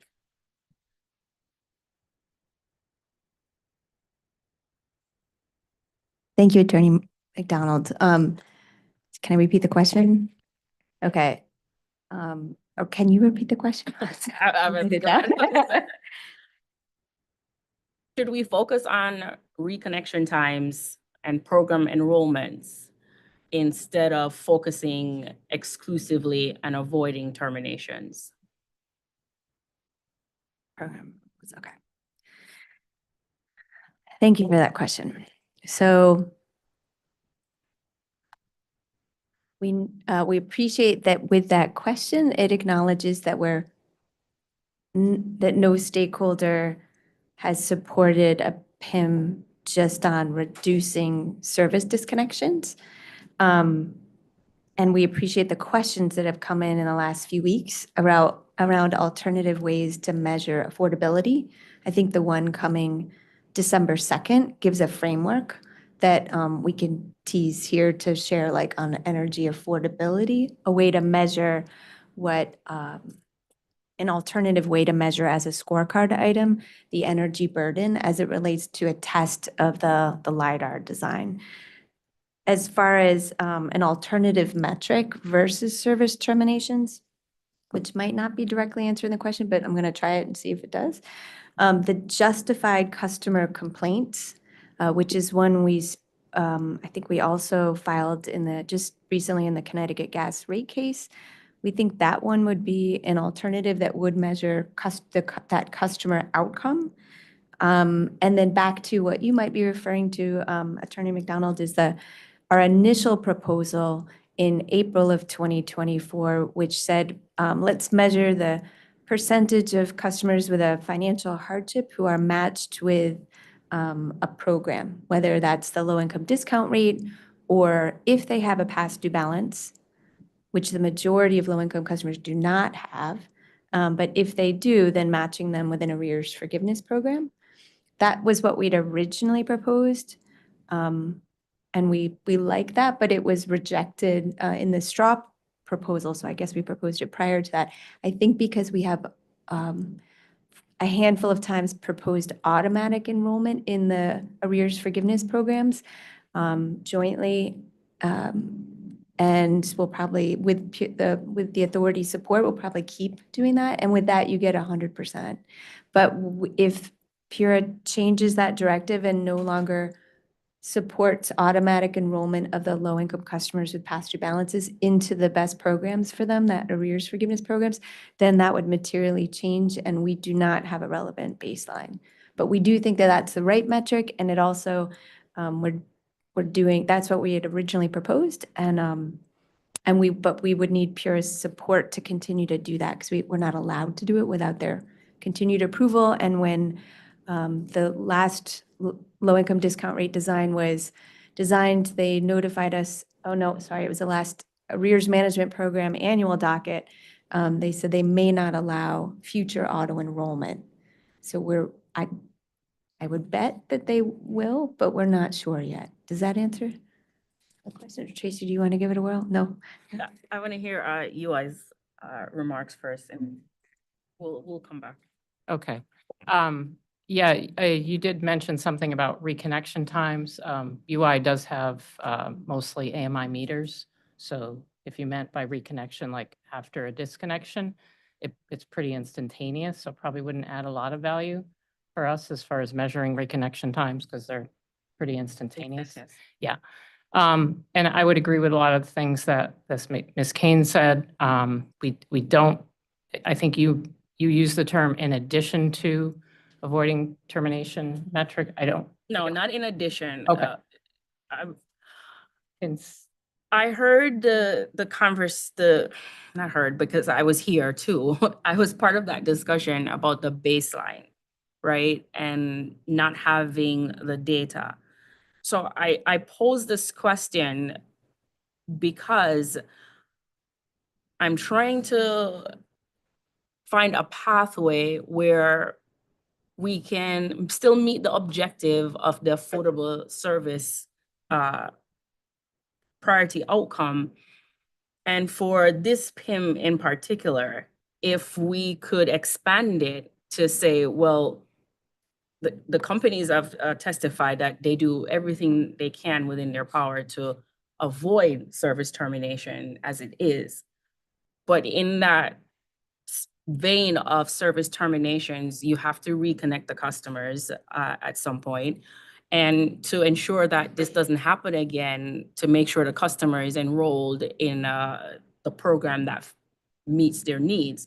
So I was wondering if we do that expansion of taking into a consideration those two factors, and if there's more, I would love to hear, to help us achieve the objective of avoided service termination. Yeah, I mean, I think as we've discussed, the key is getting the customers matched to the programs that they are qualified for, but also keeping in mind that ultimately it is the customer's choice and the customer's initiative that needs to either enroll if we haven't identified them already, which we know we're doing a much better job of that. We're identifying customers ahead of time through the Department of Social Services and our other activities, but also making sure that once we do identify how successful is the customer, in other words, are they keeping up with their payment? So that's another component of it, to make sure that they are getting the benefit of the programs that they're enrolled in. So I think we have a lot of existing metrics around success in the participation of the various programs that we enroll them in. But I think looking in that direction versus the number of service terminations or the number of customers who are enrolled after an initial notice or a secondary notice is probably a better direction to look. Because as we know, the point of those notices is to have customers act when they haven't acted already based on the other outreach that we've done. Thank you, Ms. Palella. Apologize, I didn't say Tracy Palella, UI. Apologize for that. Did that help, Ms. Kane? Would you like to add to that, or? Jess Kane, Eversource. Thank you. Mhm. We do not have AMI in our territory, so we're still bound by the regulations there. So that's one business day or customers. In the last rate case, in the last electric rate case, we proposed allowing a same-day reconnect. So we also allow customers to do a same-day reconnect for a fee. I don't think the speed of reconnection would be a material. It's not a performance thing. It just happens within business hours that next day. So I don't think that one would be a performance one. I think we share the incentive. The last thing we want to do is disconnect, but unpaid bills cost all customers. And so I think that the unique, pandemic, once in a lifetime thing for all of us, hopefully, is what makes the timing of a PIM for disconnect terminations just not making sense yet, given it's only been that 5 months of service terminations. And so there's record high utilization of the arrears forgiveness programs and arrears forgiveness this year that we'll see in the RAM docket. But it would take several years to dig out to get it will take several years to dig out of the pandemic to get to a normal period. For program adoption as well, we share a goal of maximizing, like matching customers with all the best programs and protections for them. On November 1, we just implemented the brand new MPP, the new matching payment program, totally different requirements. So we have no history there. You know, it's a few weeks old, but it was designed with intention to have encourage monthly payments. But then all the consequences were recently removed that remove the incentive or penalty for customers to pay monthly. So there's a lot that's going to flesh itself out in the year ahead in that one. We also just ceased, grandfathered or ended offering our New Start program on November 1. And then last but not least, in the months ahead, we're going to be implementing a brand new low-income discount rate 5-tier structure on top of being only 6 months into a 4.5-year post-disconnect moratorium period for low-income customers. There's too much change, I think, for a baseline, but long-term, the arrears is a good metric. With the discounts, they should be providing the affordable energy. But I think related to the 2 interrogatories, I don't know if you'll be asking any questions about those, but the interrogatories that came in on this docket related to energy affordability provided an additional, I thought, scorecard item that could be measuring the affordability outcome, which would be related to the discount rate. I can pause there in case you don't want to hear that. Thank you, Ms. Kane. Would the OCC like to opine on anything that's been said so far before I move on? Kim White, OCC. Sorry, my thoughts might wander around for a second. So first up, my first thought is if the goal of the PIM is to reduce the total number of residential service terminations, that's including hardship and non-hardship. So your first submetric goes to non-hardship. All the rest of your submetrics go to hardship.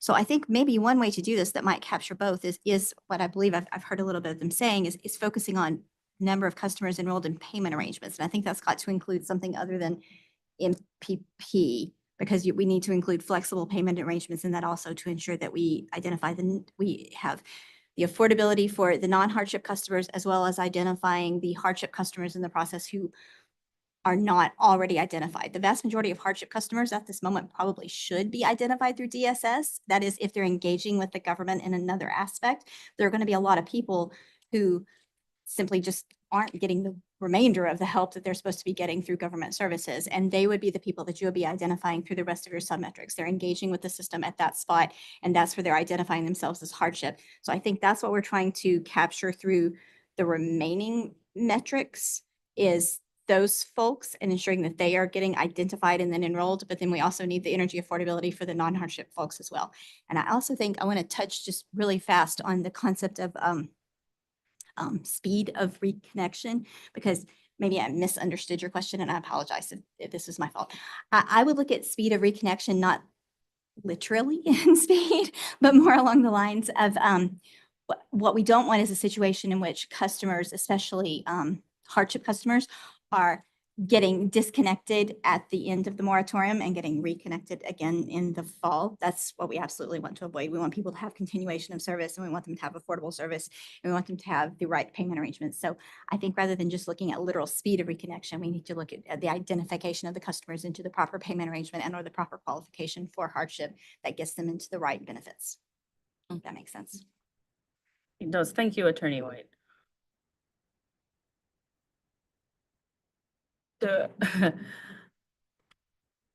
Based on the response to my question and expanding the broader measures of success, right?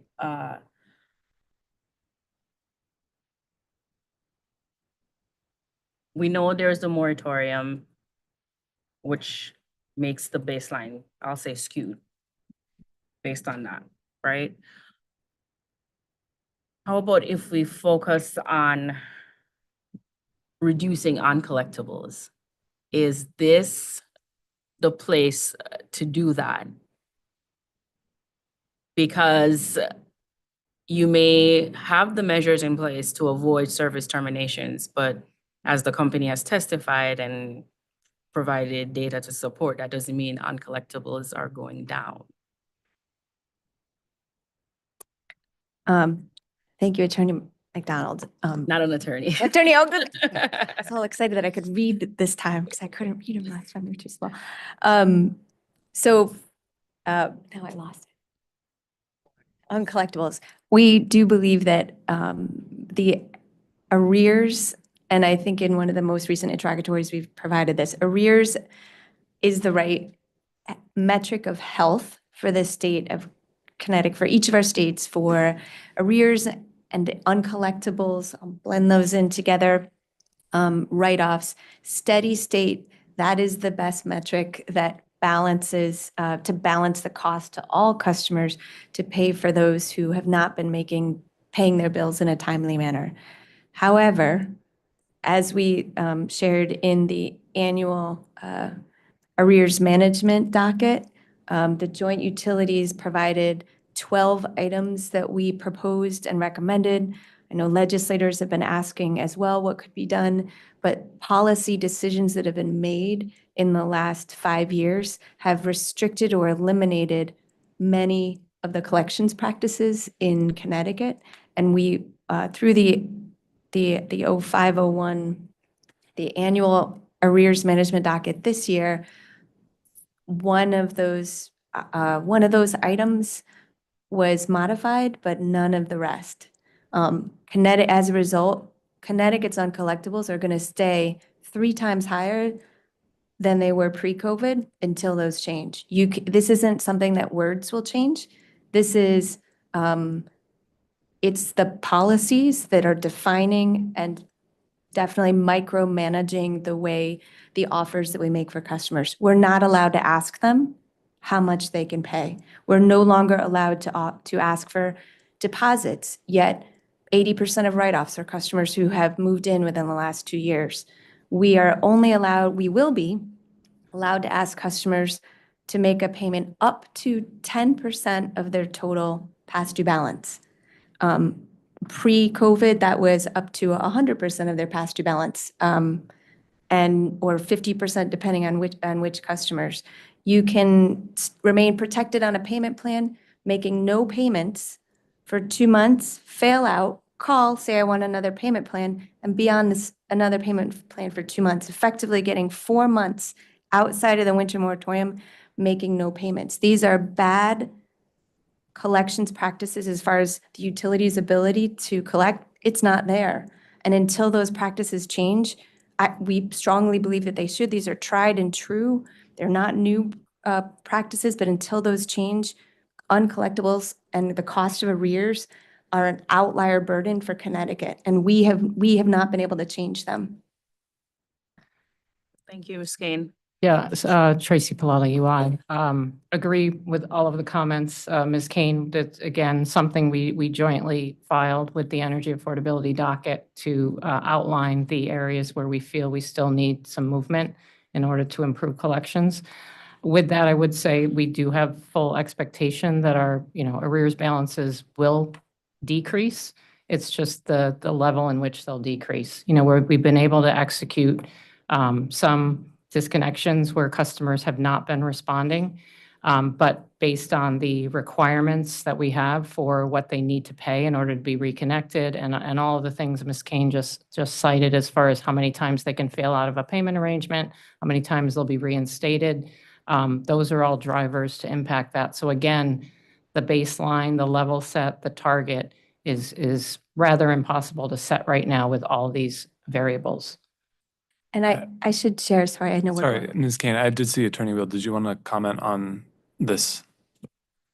Sure, I just wanted to say we very much agree. I imagine everyone agrees that reducing uncollectibles, just like eliminating disconnections, would be like the absolute pinnacle of success for like in this area. And I mean, so I think, just to be clear, I think everyone agrees with that outcome, those outcomes are the best target. But the question, particularly in this area, for all the reasons that both companies have already raised, is that this feels like an area that's different from some other areas we discuss in PBR, where it doesn't feel right to just sort of tell the utility, this is the target you need to reach and you need to figure out how to get there, and to tie that to a financial incentive, because it's hard for us even to identify what particularly with the implementation of data sharing, a lot of the focus prior to data sharing used to be, well, the utilities can do a better job identifying their customers. And frankly, data sharing has mostly resolved that issue and shown that it was true that there were a lot more customers out there than the utilities were able to identify. So the question now is, okay, what's next? Like, what's the next button to press to get us closer to that outcome? And that ultimately is why we agreed with the utilities that this makes more sense as a scorecard, because in my mind, the idea of a scorecard is that it serves this very purpose. If you know where you're trying to get to, then you can measure the data that's relevant to that outcome. It at least gives you a tool where you can measure that data for long enough to say, well, what can we do, or what that we've been doing moves the needle one way or the other in the direction that we want to go. And we remain open, maybe more open than the utilities, to the possibility that there is something that can be identified that the utilities could be doing better and could be financially incentivized to do. But it just makes sense to us right now in this environment, for all the reasons the utilities have raised, to kind of step back and try to figure out what that is. I appreciate that. Thank you, Attorney Wheel. And relatedly, I'm curious, if a couple of outcomes have been discussed here around, avoiding service termination as a desired outcome related to affordability here, getting customers on the right payment or in the right program. If those are the outcomes, the underlying issue is what? And can we reorient this PIM, this conversation around sort of the underlying issue, if those outcomes are not necessarily the right place for us to be focusing, for the reasons that have been discussed over these meetings and interrogatories?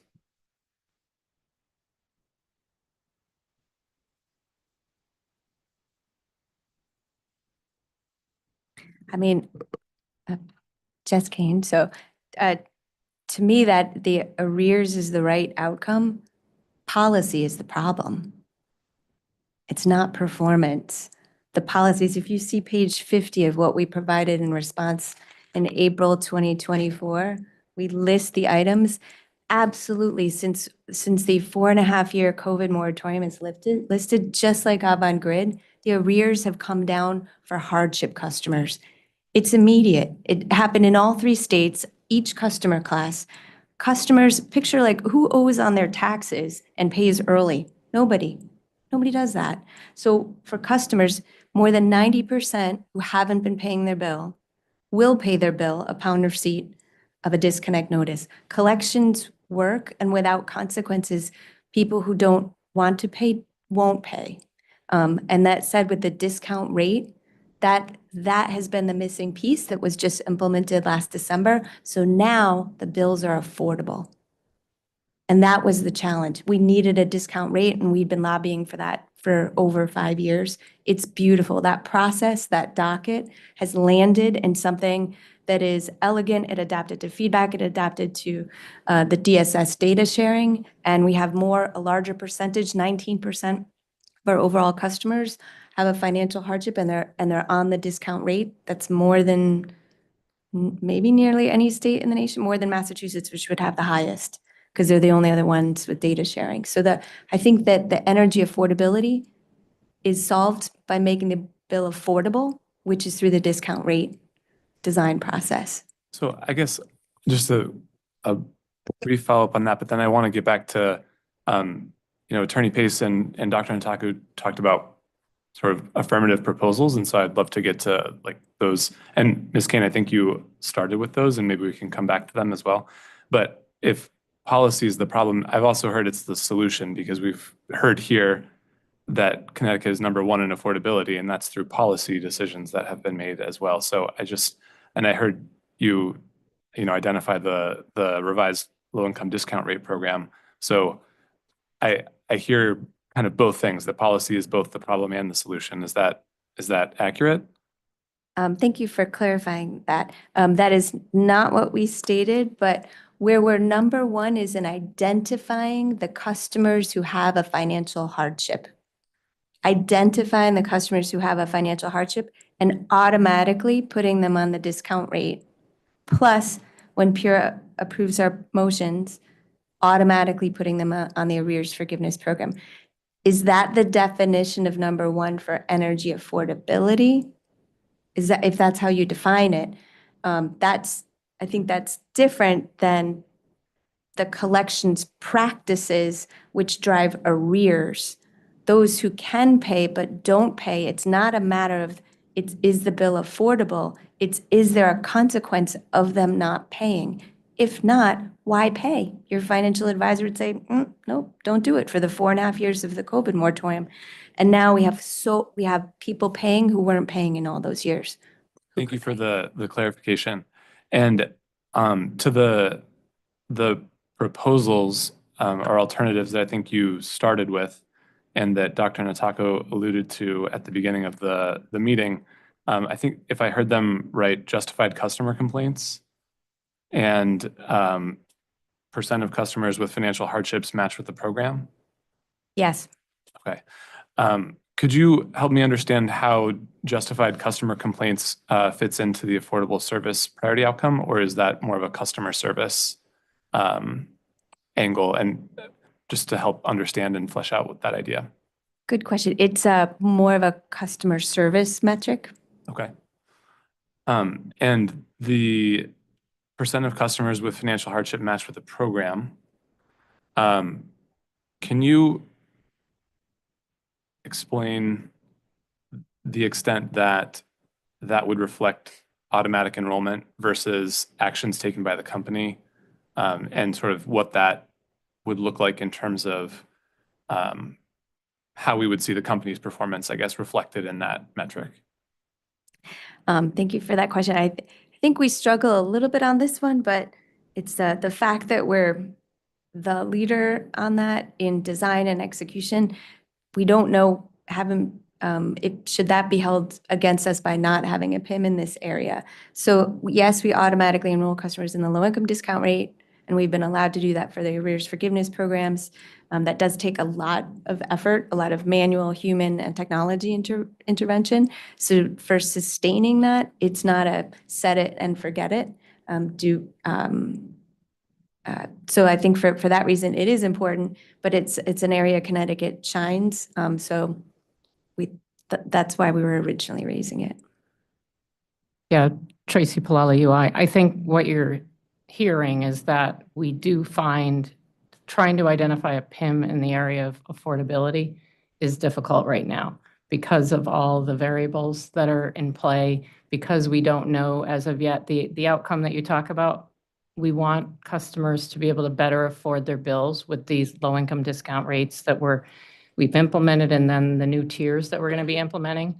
That's yet to be determined. We hope that all of those new discounts will allow everybody across the board be able to afford their bill, and then enroll in the programs that they are qualified for, and then make those monthly payments, get those monthly matches.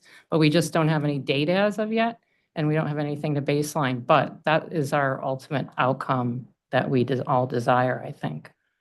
Thank you, Ms. Palau. All right. Ms. McDonald, do you have anything else? Yeah, I heard a discussion here, and I think we all understand that the disconnection notice does, from testifying from the companies, that it does modify the customer's behavior. Are there any other tools that can have the same impact on the customer? the industry has not found a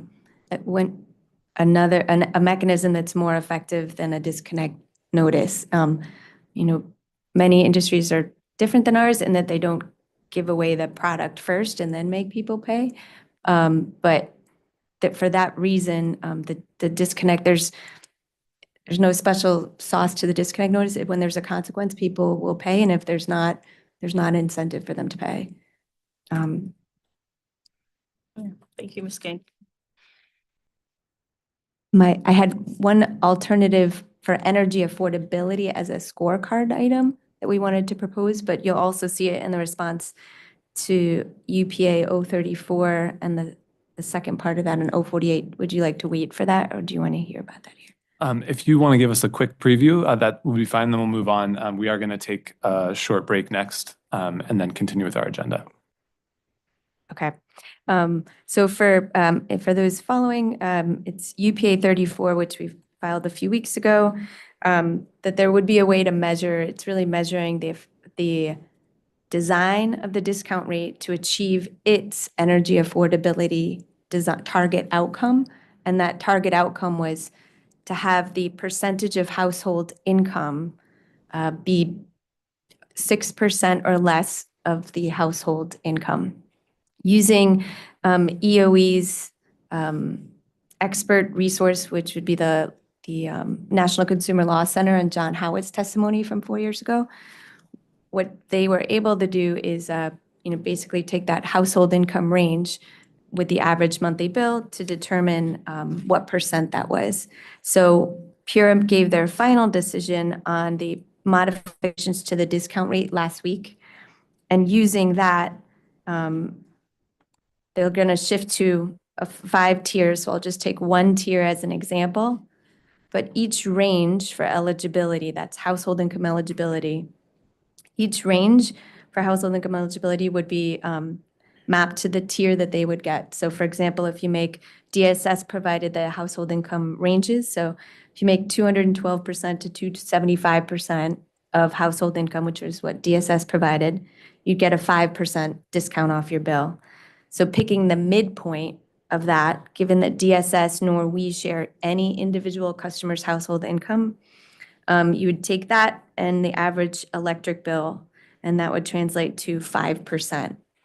So for each of the low-income discount rate tiers, picking the midpoint of household income eligibility and using what DSS has said is the average household size of 1.8, which we rounded to 2, that gives us a test on does the low-income discount rate achieve its energy affordability objectives for each tier. So that is exciting. We're excited about it, but that's the true energy affordability test is does it achieve that target based on the depth of the discount? Hopefully that's helpful, but you'll see it soon, but we won't have a tech session soon after that. No.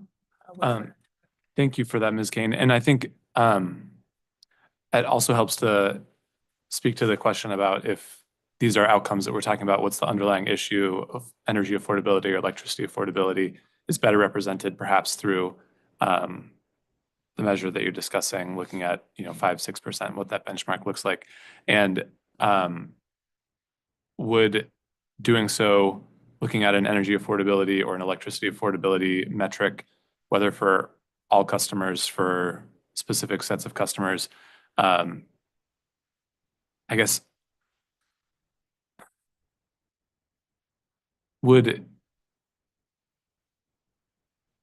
acknowledging the moratorium and the changes that have happened, when would it seem like an appropriate time for that sort of metric or measurement to be considered a PIM? Thank you for that question. And the answer would be never on that one. So the way it's used is for Pura to determine what the discount tiers should be. So for example, and it has the balancing metric of not having the total cost not exceed 2% of billed revenue like New York does, or it might be 2.1% in that final decision. But we can see from the design of the tiers that were just filed last week that the tier 5 discount, which is the deepest discount of 50%, is not sufficient to provide customers that 6%. It's actually at 12%. So it's data, and like OCC and other stakeholders have submitted, it's insight that can help us change policy, which would be in this perspective, we had proposed a higher discount for the customers who, for example, make $852 a month. So for those customers, the very deepest, the ones who need the deepest discount, the smallest portion, they would have needed a discount more like 75%. And where we've said New Hampshire customers go up to 86%, yet have the lowest uncollectibles. That's what we're trying to find, is that spot where you give an affordable bill and then let us collect. Let us do the tried and true collections practices. But this is not in our control to determine what the percentage of the discounts is. Thank you, Ms. Kane. Got it. Anybody else on this affordability outcome before we move to a break? Okay, thank you. Let's return, it's 2:58.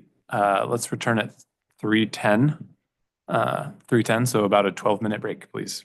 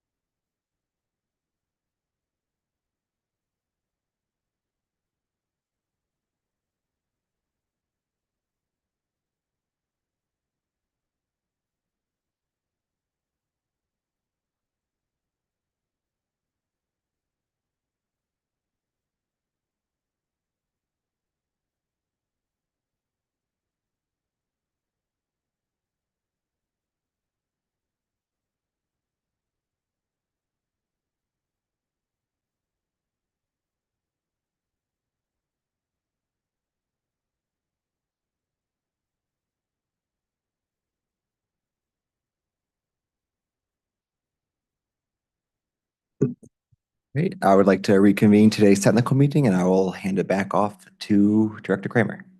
Thank you, Commissioner Arconti. All right, we're going to continue our discussion with our next priority outcome, reliable and resilient electric service and the equitable reliability PIM, proposed with an objective to drive EDC performance to provide reliable service through customer-centric measures. And the proposed structure for the mechanism is 2 submetrics, CME and CLID, with specific thresholds to be determined through additional discovery, and existing CME and CLID data as the data inputs, as well as historical analyses of past CME and CLID performance, and target setting and incentive design to be determined through additional discovery, but with the STRAW proposal contemplating that it would likely be based off historical performance and likely proposed as downside only, with additional specifics to be determined. So with that as the foregrounding for the STRAW proposals discussion of the equitable reliability PIM, we'll get right into some questions. And just to get started from a tactical perspective, do the companies have a view on the usefulness of tracking CME 3, CME 5, CME 7, or a combination of those thresholds in order to understand the and reflect the customer reliability experience? So either EDC, if you'd like to. Kevin Donnelly, UI, and I've got my expert colleagues here with me that I'll defer to soon. I think in terms of, I think the keyword there, if you said tracking, and we'll perhaps get into the conversation, I imagine, on whether or not PIM itself makes sense. I think we meaning us and Eversource, have expressed our opinions strongly that we don't believe this sits as an appropriate PIM. Separate from that, let's think about it down lower level, metric, tracking, understanding data, CME 3, CME 5, CME 7. Tracking of data for a metric level type reporting, I think makes sense. Okay. Eversource? Agreed. So just to make sure I'm understanding, are the companies saying that CME 3, 5, 7, or a combination of them, it would be a more suitable way to look at the measure?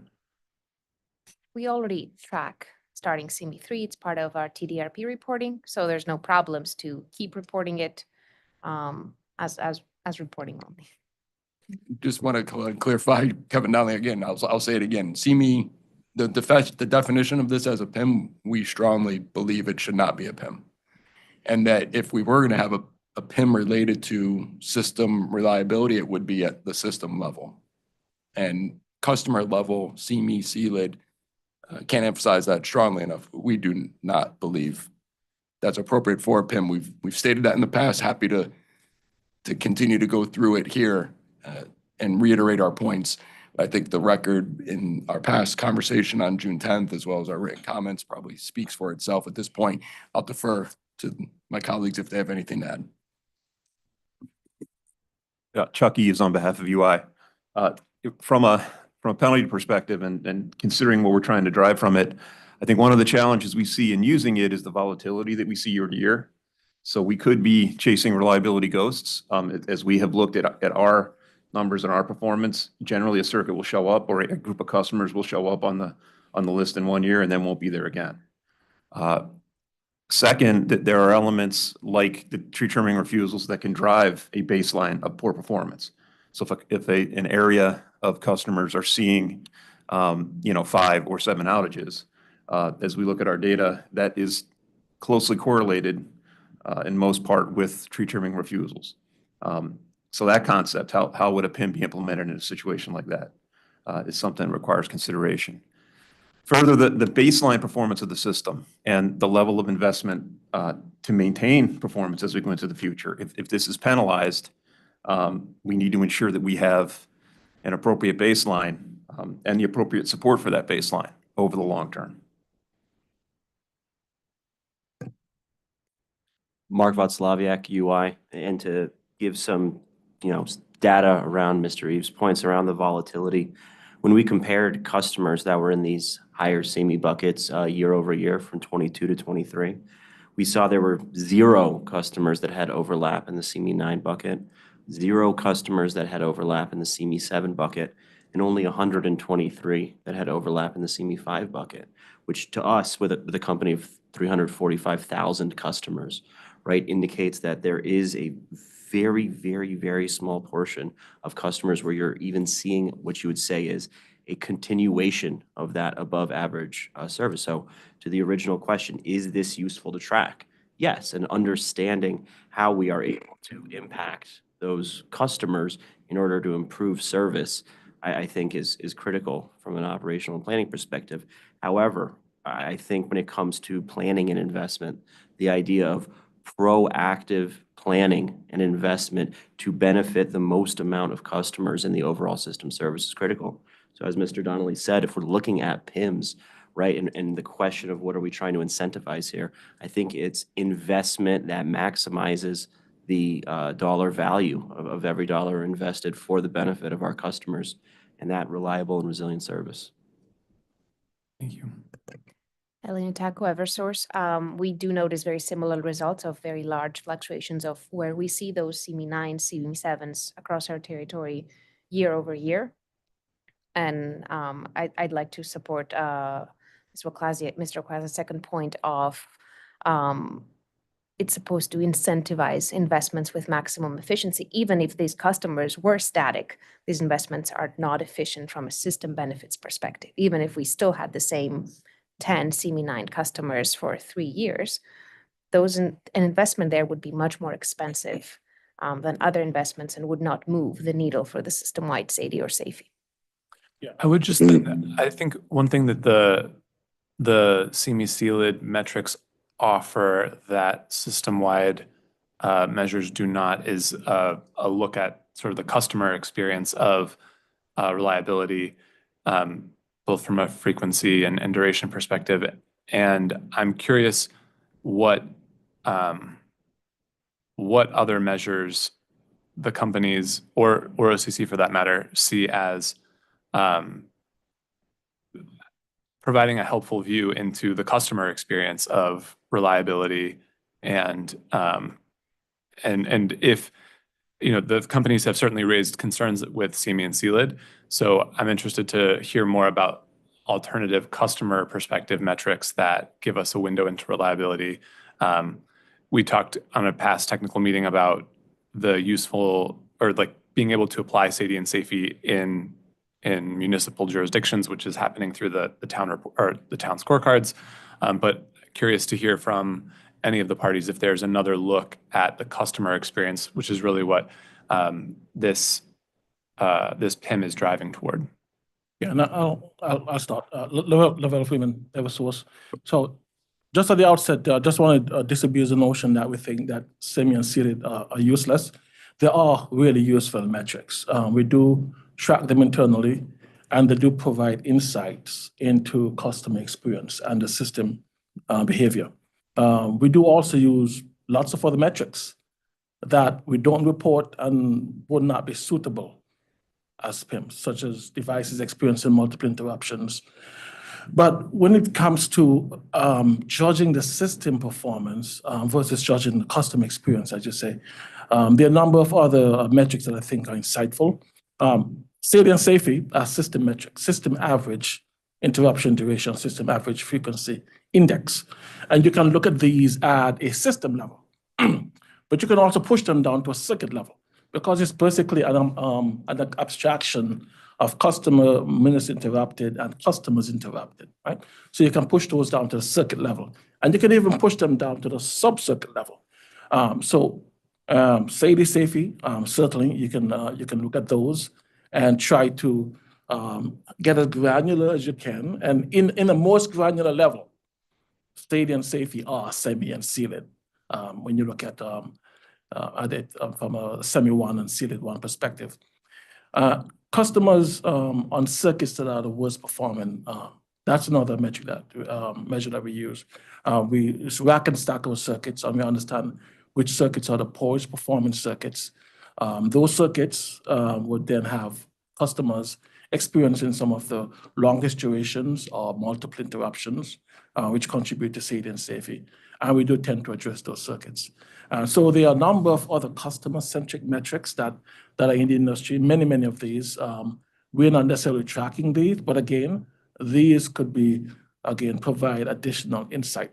But I do want to agree with my colleagues and Dr. Ntako that looking at metrics and getting insight from metrics is a whole different thing than using these metrics as performance incentive mechanisms. That brings up the whole spectrum of how do you design your system and how do you use your resources most efficiently to do the most good for the most customers. And this is where semi and sealed fall down. Thank you for that, Mr. Freeman. I think another way maybe to ask the question is if a baseline level of safety and safety performance is expected, right? There's safety and safety are defined in statute, and performance for the companies is expected to be reliable, safe, and that's looking at the system-wide perspective, and that number or that experience is not necessarily something that individual customers are experiencing.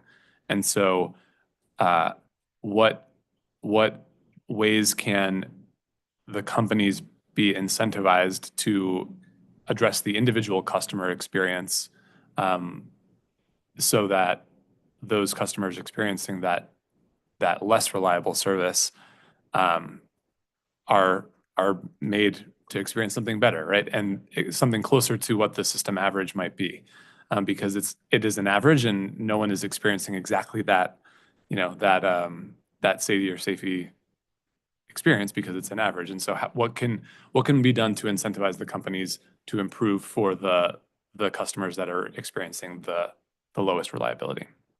And I think inherent in some of the thinking may be the fact that this is repeated, that year after year, these customers experience, the same level of performance or degraded performance from others. And I think one of the things we're seeing in our data is that you may be second or third on the list of worst performing and then jump up to 150 in the next year and 85 in the year after that. So in that case, should we be spending money on that group of customers? It was an anomaly. In the case where a group of customers sees it time after time, I agree with you.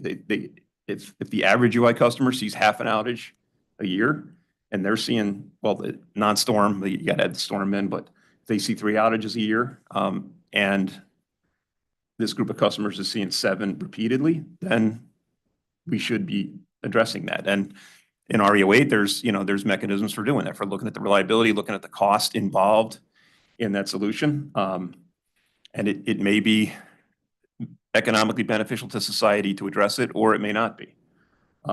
But so I think being aware of it and taking action is one thing. Being penalized for it, driving a performance incentive mechanism around it is another thing. And I think that's what we don't believe is the right direction. Is it the case that the worst performing circuits show a similar pattern in the data as you described, Mr. Vaslaviak, that I think what I understood from your comment was that you have very few repeat customers year over year who are experiencing poor performance.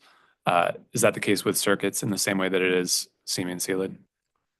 So Mark Vaslaviak, UI.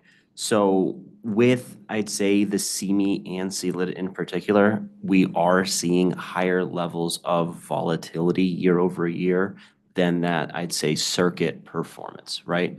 So because I think of the way it is measured, whether you're looking at something like a sealed 9, where you could have, just through one event, say a, complex motor vehicle accident that requires a number of different steps in order to restore, that motor vehicle accident isn't more likely to happen for that group of customers the next year, right? Even though that is what drove its sealed 9 performance. So as kind of a long answer to your question is, we are seeing less volatility when you look at the SAFE, SADE worst performing circuits, which I think as Mr. Freeman, pointed out, is really just a slightly less granular version than CME Sealed.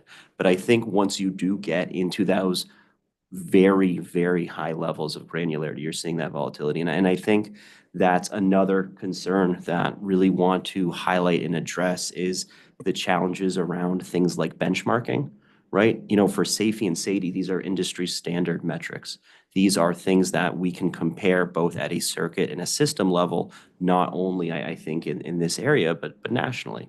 I'm very concerned around the idea of the target setting for something like CME and Sealed, where it's very difficult, I think, to say what is a good or bad CME Sealed. I think it's only Illinois that might have current PIM structure for CME Sealed. And without that ability to look across the industry or even to our own area and understand what is an acceptable level of service at CME Sealed, I think we're putting extreme challenges by walking into this potentially as a PIM where, again, as I think agreeing with my colleagues, it is a very, very useful metric and a very useful tool for us to potentially identify and reconcile customer reliability challenges. And completely agree. And just to put a little bit more context around what we're seeing with CME and Sealed experience versus circuit experience, a lot of it comes down to the way the circuit is designed and the circuit physics. When we looked at some of the worst customers who in any given year, and I do agree with that, when we look at our data, the customer changes year after year, whether they're CME 9 or CME 3 or CME 1. It's a very volatile metric. But when we look at the circuits and the reasons for this, in a given year, it could be that that customer at the end of a circuit maybe has one lateral going to that customer, going through some trees.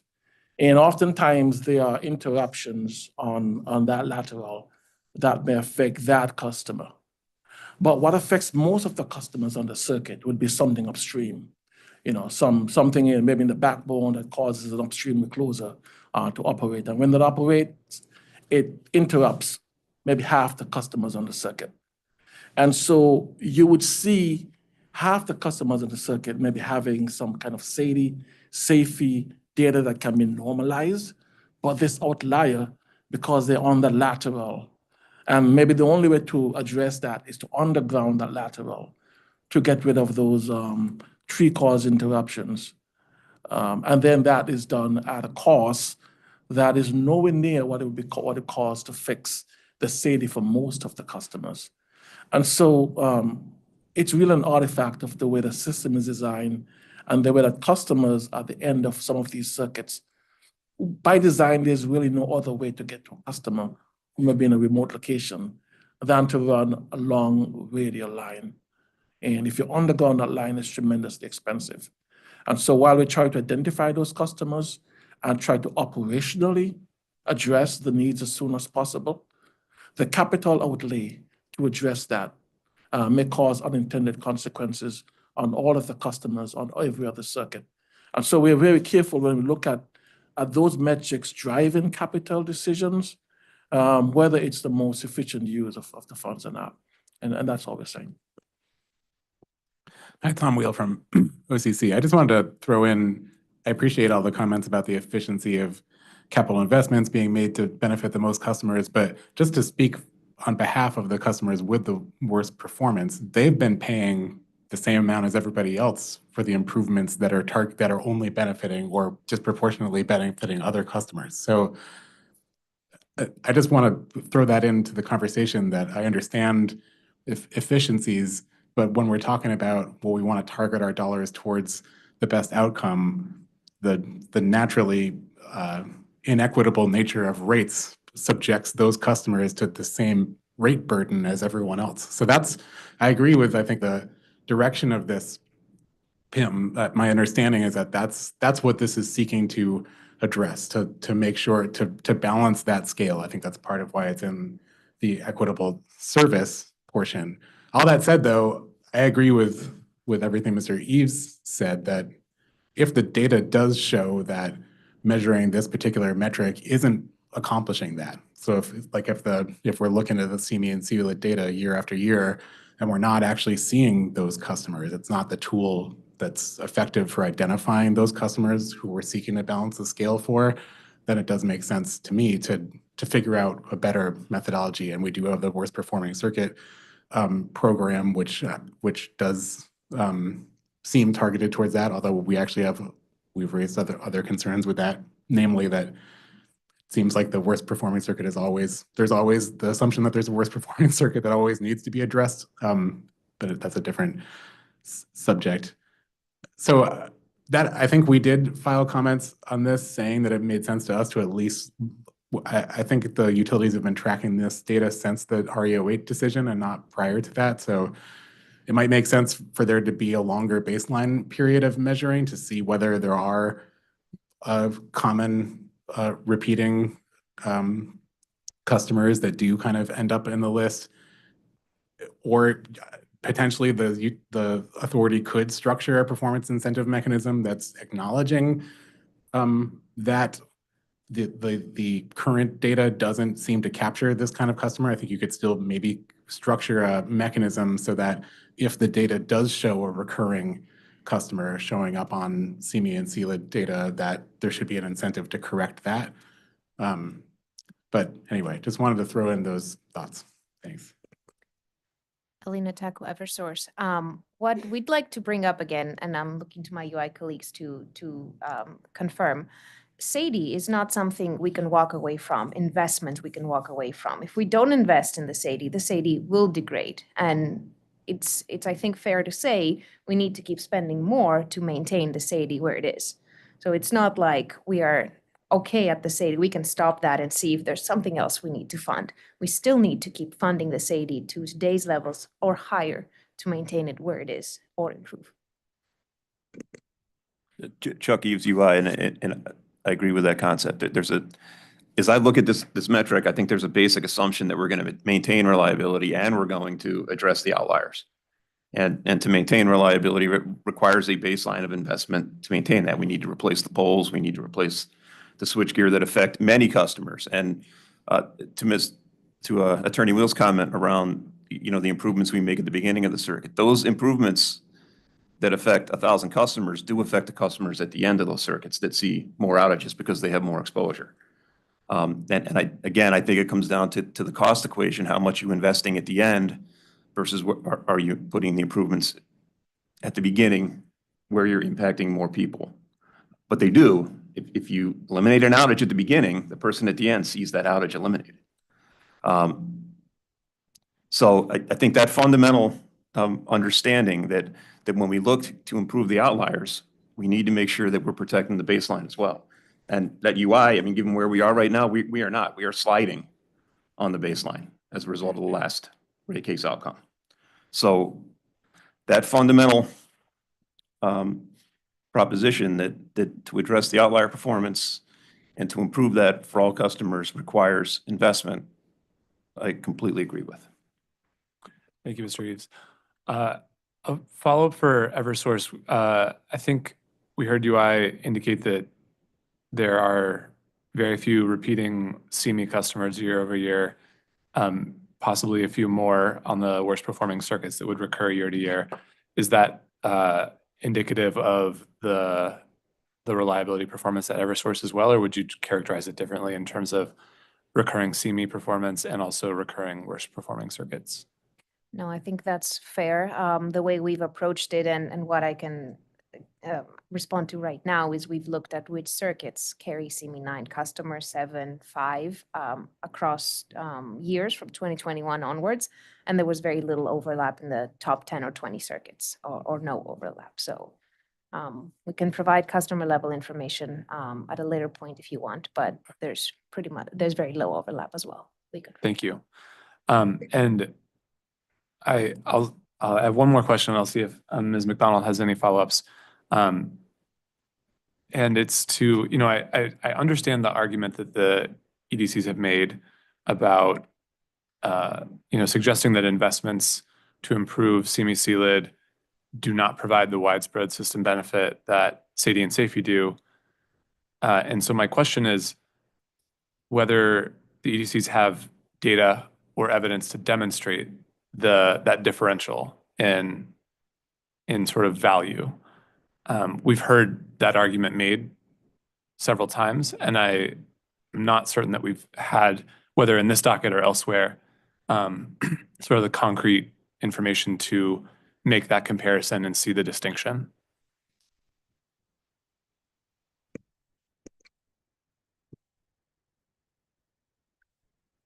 So my interpretation of the question is that, have we analyzed the solutions to these outlier circuits and what those costs would be? Yeah, I think that's one way to look at it is, we're hearing sort of a cost benefit argument about CME versus CLID, but do we have the cost benefit data that would support that argument is essentially the question. And I guess let me come back up to the top. I think we started the discussion around whether it should be a PIM, a performance incentive mechanism. I think we should have a discussion for customers that see performance outside of our norms. And there will be a cost to that. And I think, this body should assess, as we come forward with rate cases and other proceedings in our TDRP proceeding, should this issue be addressed? And I think we've raised a couple cases. If customers have seen CME 7 and there's a preponderance of tree trimming refusals, what should we do? They had the ability to have those trees removed, and members of their neighborhood decided not to do that. Should other customers pay for a solution to improve that? I think that's something that we need to debate. So again, I think that discussion should occur. I don't think it should be a performance incentive mechanism. So my question was whether there's data in this record or in a different docket that quantifies the differential value between a CME investment versus a Sadie-Safi investment. Ellie Natako for Eversource. I think Eversource has provided in a past docket, and we can get you the number, an example of an area where customers were high CME, and the solution would be to underground that line. That's what my colleague, Mr. Freeman, was referring to before. We can find that number and get back to you. What we have been doing is working on an analysis of how to target those worst CME customers. And what we are discovering in our initial results is that there is no overlap. We could spend millions and millions of dollars and improve CME 9s, but that would not touch the Sadie. Those are very specific cases, isolated, small customer areas that don't touch the Sadie if we were to fix them. Is that analysis something that the company expects to file in this docket or another docket at some point? I'm sticking to my colleague to answer that, but it's draft analysis, so we can provide content here in this docket, so not at this point. Yeah, we'll be happy to provide information that helps to clarify the issue. And just so I understand the question, it's have we done analysis to understand whether the solution for a semi-sealed customer, how does that impact the circuit, Sadie-Safi? I think that's where you're going, right? To understand if there's a dissonance between a solution for semi-sealed and how that impacts overall circuit. And then you could ask the corollary, right? Solutions for circuit Sadie-Safi, says the worst performing circuit. How does that address semi-sealed customers? Does it bring a CME 7 down to a CME 3 or 2? And we can certainly look at examples, and we have anecdotal examples, but we have not done a wholesale analysis of all of the semi customers and solutions for those and how those would impact Sadie-Safi. That certainly would be somewhat of a protracted analysis, but we can provide examples, I think, taking individual circuits and provide a few examples, maybe to illustrate the point. Okay. And we'll try not to bias the examples, of course, Then Mark Václaviak, UI. And to that question, we are, as per REO 8, right, required to report on and design in our TDRP improvements based on CME sealed.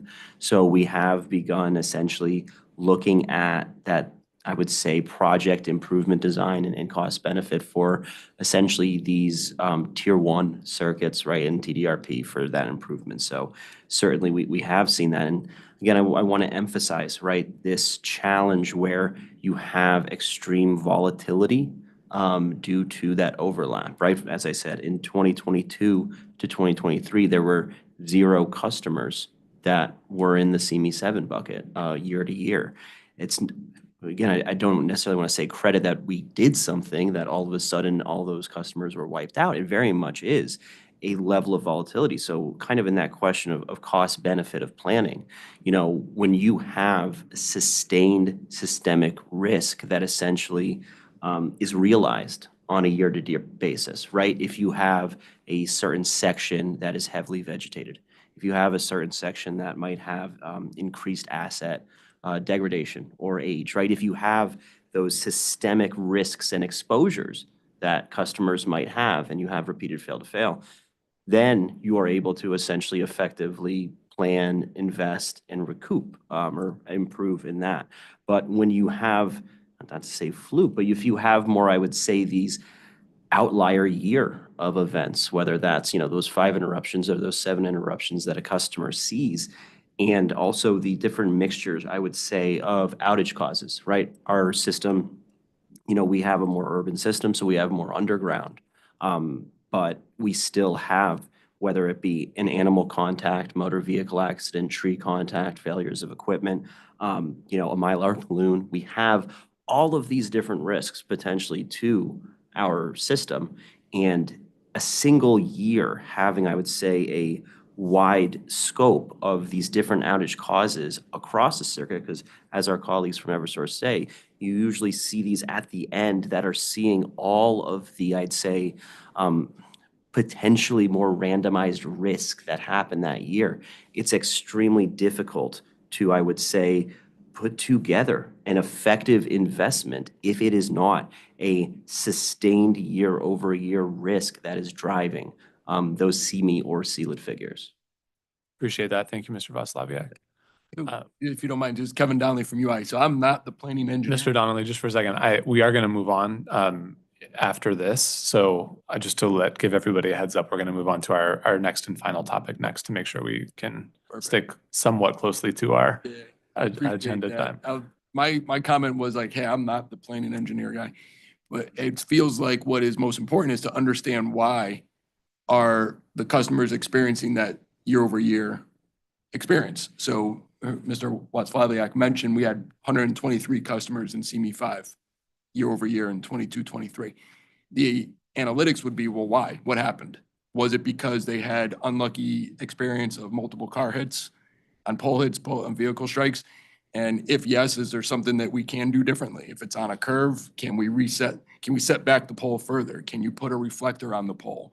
Sort of novel things that wouldn't cost a whole lot. We should do those. Is it because there was a lot of lack of consent to trim trees? If yes, that's a different situation. Is it animal contacts because they didn't let us trim the trees? Again, different situation.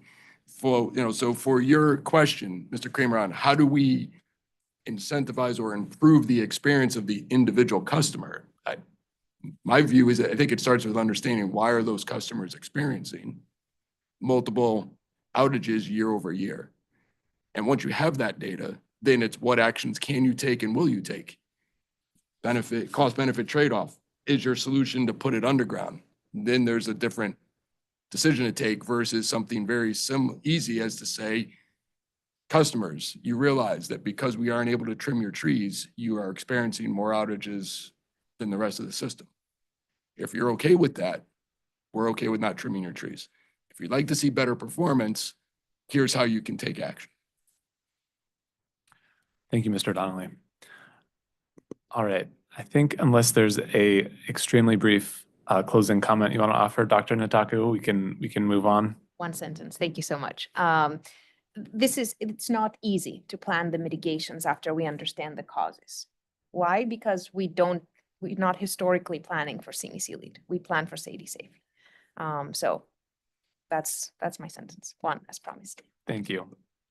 All right. Thank you for that discussion. We're going to move on.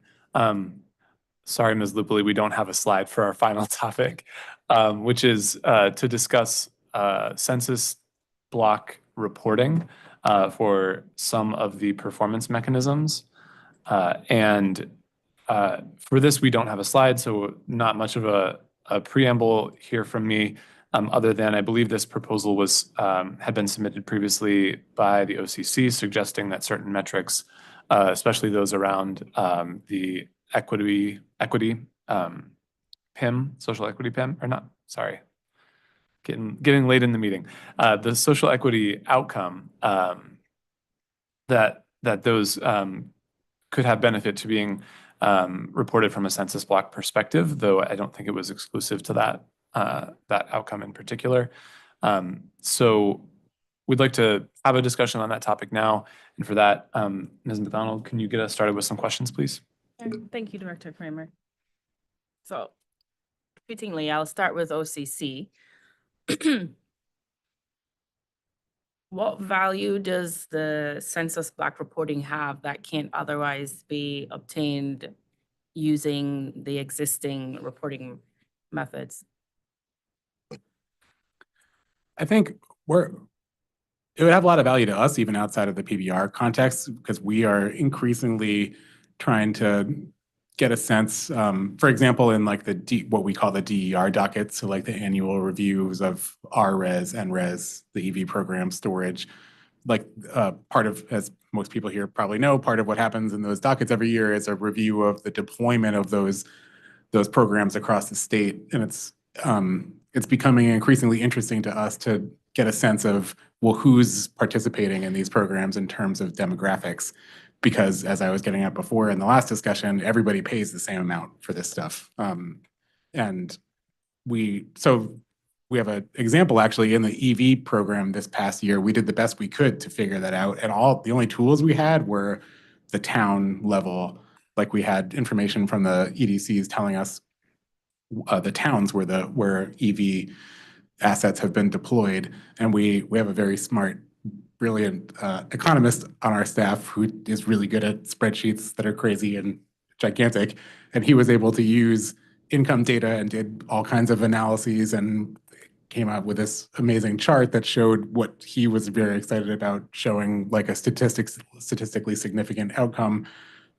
I wasn't able to read it, but what I can tell you is that was just based on town level income. And anyone who lives in Connecticut can tell you that that doesn't tell you very much about the actual customer experience, because we have like the income disparity in this state is extreme, even and particularly within the same town, and certainly within adjacent towns. So even outside of the PBR context, I feel like in this state where particularly electricity affordability is becoming an increasingly crucial issue, I think even in the context of even affordability programs, it would be helpful, I think, to have a sense of income demographics based on where customers actually are in terms of maybe like targeting how to communicate with customers. I could think of lots of examples, but to actually address your question, I think what it comes down to is that the data that we have so far just is too broad.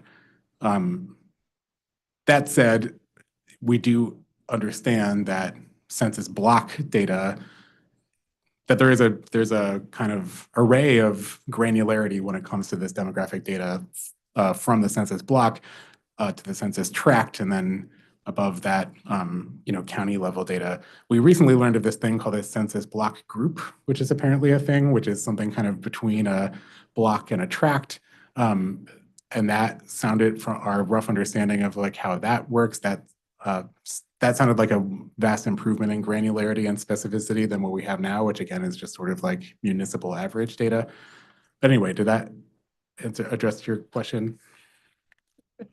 Yeah, I'll go with yes. I heard you in the different examples and using for EV, but in particular for PBR, with the arguments from the company saying that, census block data or block reporting won't necessarily have anything meaningful because the customers may not all be served on the same circuit. What are your thoughts on that? I don't think, so basically you wouldn't have the information that you would seek if you were, say, to compare it to using income for number of EVs in a town or number of EV chargers. Yeah, I remember, I think that response was specifically, I think maybe even related to the last PIM we talked about, or a similar mechanism that was talking about an equitable outcome with respect to reliability. And I think, and the EDCs can correct me if I'm wrong, I think that was the criticism of that suggestion was that, well, if we're talking about improving particular circuits, that income data isn't mapped by circuit. That made sense to us. I think we filed comments saying similarly. I still think it could be useful though. Like I think you could still see a range of like, if you could look at it where, I mean, circuits still have geographic location data, and you could still get a sense of the demographics of the population that are served by the circuit, even accepting that like the circuit itself doesn't have demographic data applied to it.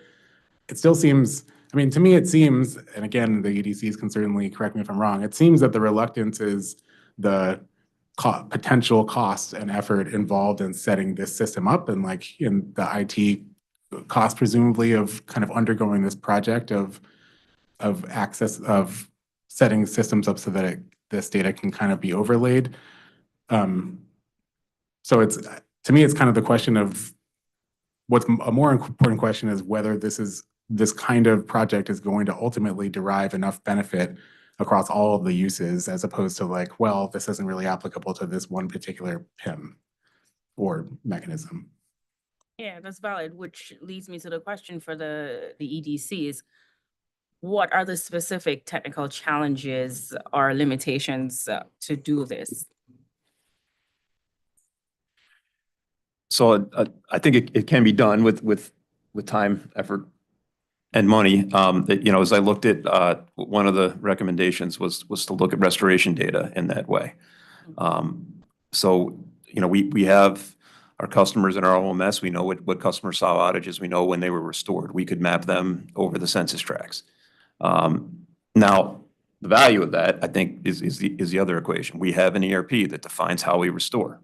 It is not based on those census tracts. It's based on clearing the roads first, municipal priorities, and then the largest outages to the smallest outages. And we attack them in that sequence, regardless of where they are. So we would give you some insight as to where the outages were, how big they were, and how they overlaid the census tracts, but I'm not sure it would give you much insight outside of that. So from our perspective, point data, even circuit data, we could overlay circuits on top of the census tracts. You could see which portions of the circuits overlaid them. CME CLID, we're looking at the individual customer points, so we could overlay that. And gain some insights from that. Is the CME, the high CME occurring in the urban areas, or is it occurring out where the trees are? I think, a graph like that would give you some instant insight. And the comment. Which would tie back to the reasons behind the CME CLID numbers, as what Mr. Donnelly was alluding to or shared. But in all these things, an assessment of the cost needs to be considered. The cost and the ongoing maintenance and effort necessary to support. Yeah, and Mark Václaviak, UI, yeah, I actually want to emphasize it's not necessarily the technical challenge, as I think we've put down. That it's very doable. I think, right, you have to also understand that when we're talking about CME or CLID, right, we are taking, actual measures of outages, duration of outages, the hours these customers experienced, right? What we're doing by overlaying these census blocks as well is taking kind of these wide approximations from a 10-year cycle period and imposing them on essentially these individual customer dots, right? It is not the actual customer itself, but a sweep of approximations using census data from a 10-year cycle as well. So, that also leads to, not necessarily accurate reporting, right? When it comes to what that actual kind of representation of the customer, as we say here, restoration experience and data is, right, in reality out in the field is somewhat, right, related to what this reporting approach is, but it is not the thing itself. And I think that's important to remember. Alina Taco, Eversource. I think it's the same answer for Eversource in terms of there not being a technical challenge to report a bunch of metrics at the census block level. But it is a challenge because both sides of the equation change. Both the CIMI changes and the SADI changes, and what is a EJ census block or census tract also changes. So that's a challenge. We've basically been focusing our granular analysis at the town level, and that's part of the scorecards, as you mentioned, Mr. Kramer. And that does show that performance is better in distressed municipalities than non-distressed municipalities, at least recently. And it also serves a double purpose because this is an easy way for the customers themselves to track what's happening in their town. So it's a transparency and customer empowerment means as well. I'm not sure that it would be easy for customers to understand how their performance ranks compared to the state average if that was reported at the census block level.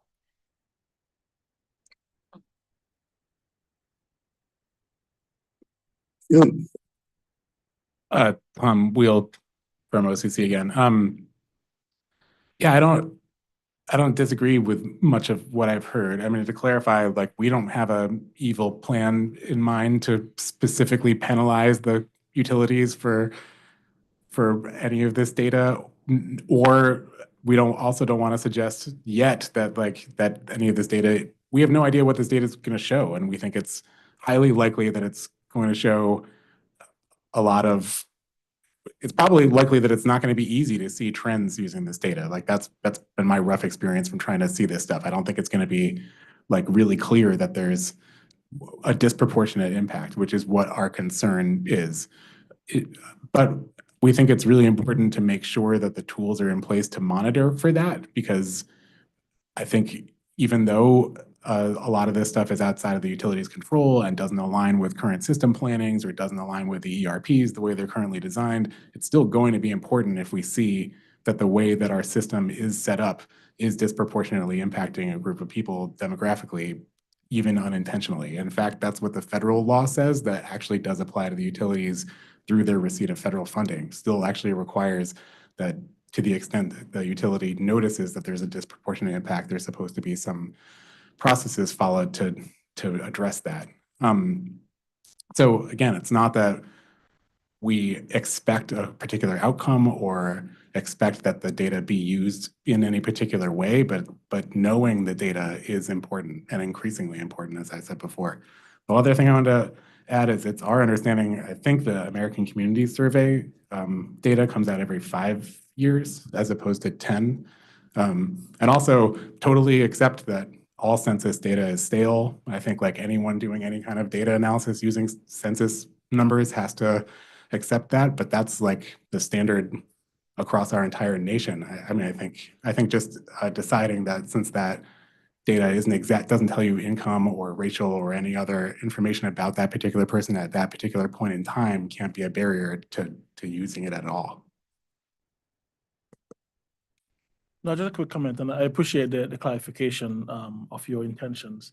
But if it wasn't clear, this is something that we can do, that we have done actually on several occasions. And so I don't think there's an issue with us doing this. We just have some reservations about how it could be used or misused and what it would say.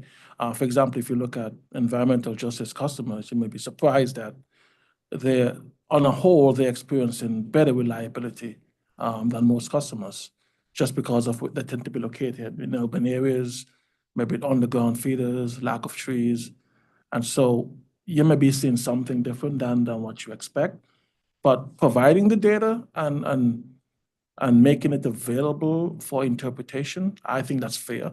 And that's something we'd be happy to do. Kevin Donnelly for UI, I think all great points just raised on both sides. And I would just highlight further that from a customer program standpoint, I know we talk a lot here about perhaps restoration. And the best way really for this, if we're going to have it as an ongoing, is to be able to integrate it into our billing system. And that's where you get into some costs to make it more automated as opposed to manual overlays or efforts to extract data and capture it and put it in. So that's a bit of the unknown piece on what that would take and how big of an effort that is. Again, things are done today already on manual overlays and can continue to be done that way. That might be the more cost effective. Who knows? Depends on really what it would involve. I just highlight that that's the aspect that from the company standpoint, we've referred to as additional cost. So, Mr. Donnelly, does the company know yet then if there are any costs tied to once the initial mapping is done? Does the company know if there are any ongoing costs associated with making sure this remains accurate, or if there are any changes, say with new customers coming in or customers leaving a specific area? So I'm not the expert there, Ms. McDowell, but I think what you just said are the issues. That new customers come and go, that you're capturing it, that you're maintaining it, that it's accurate. I think the biggest challenge will be setting it up, honestly, and getting the fields accurately captured for the customer account and that stream of information that we have available to us. Chuck, Eves UI, it's proportional to the volume and periodicity of the reporting, the complexity of the reporting. I mean, if it's a simple thing versus, 10 or hundreds of reports. So I think that depends. But in general, that there, yes, every report that we produce, every data set that we have to maintain and every system that we have to build requires cost maintenance and execution on a periodic basis. All right, thank you, Mr. Hughes. That's all I had, unless OCC would like to respond. Attorney Wheel, anything else you'd like to add? Yeah, I just add it's not surprising. We're aware that this would cost money. We're not aware of exactly how much it would cost. And that's we'd like to have the conversation of what it would cost and have like an open conversation with the EDCs and other stakeholders about the potential benefits even outside of PBR, as I said before, and whether the cost is justified. That's all. Thank you. Okay. That gets us to the end of our agenda today. So thank you everyone for the time and the contributions to the discussion. Our next technical meeting in this docket is December 16th, scheduled for December 16th. Meanwhile, please do stay tuned to the docket for updates, interrogatories, et cetera. And I will note also that in docket 210515 REO1, a sister docket to this one for performance-based regulation, we are holding a technical meeting on December the 9th to discuss the relationship between calculating return on equity and performance incentive mechanisms, PIMs. And so it is relevant certainly to REO2 here because the technical meeting that we're planning for December the 9th connects both dockets on the topics of PIM and calculating return on equity. So just a plug for that meeting as well. And with that, Commissioner Arconti, that's all that we had. Okay. I guess we're adjourned.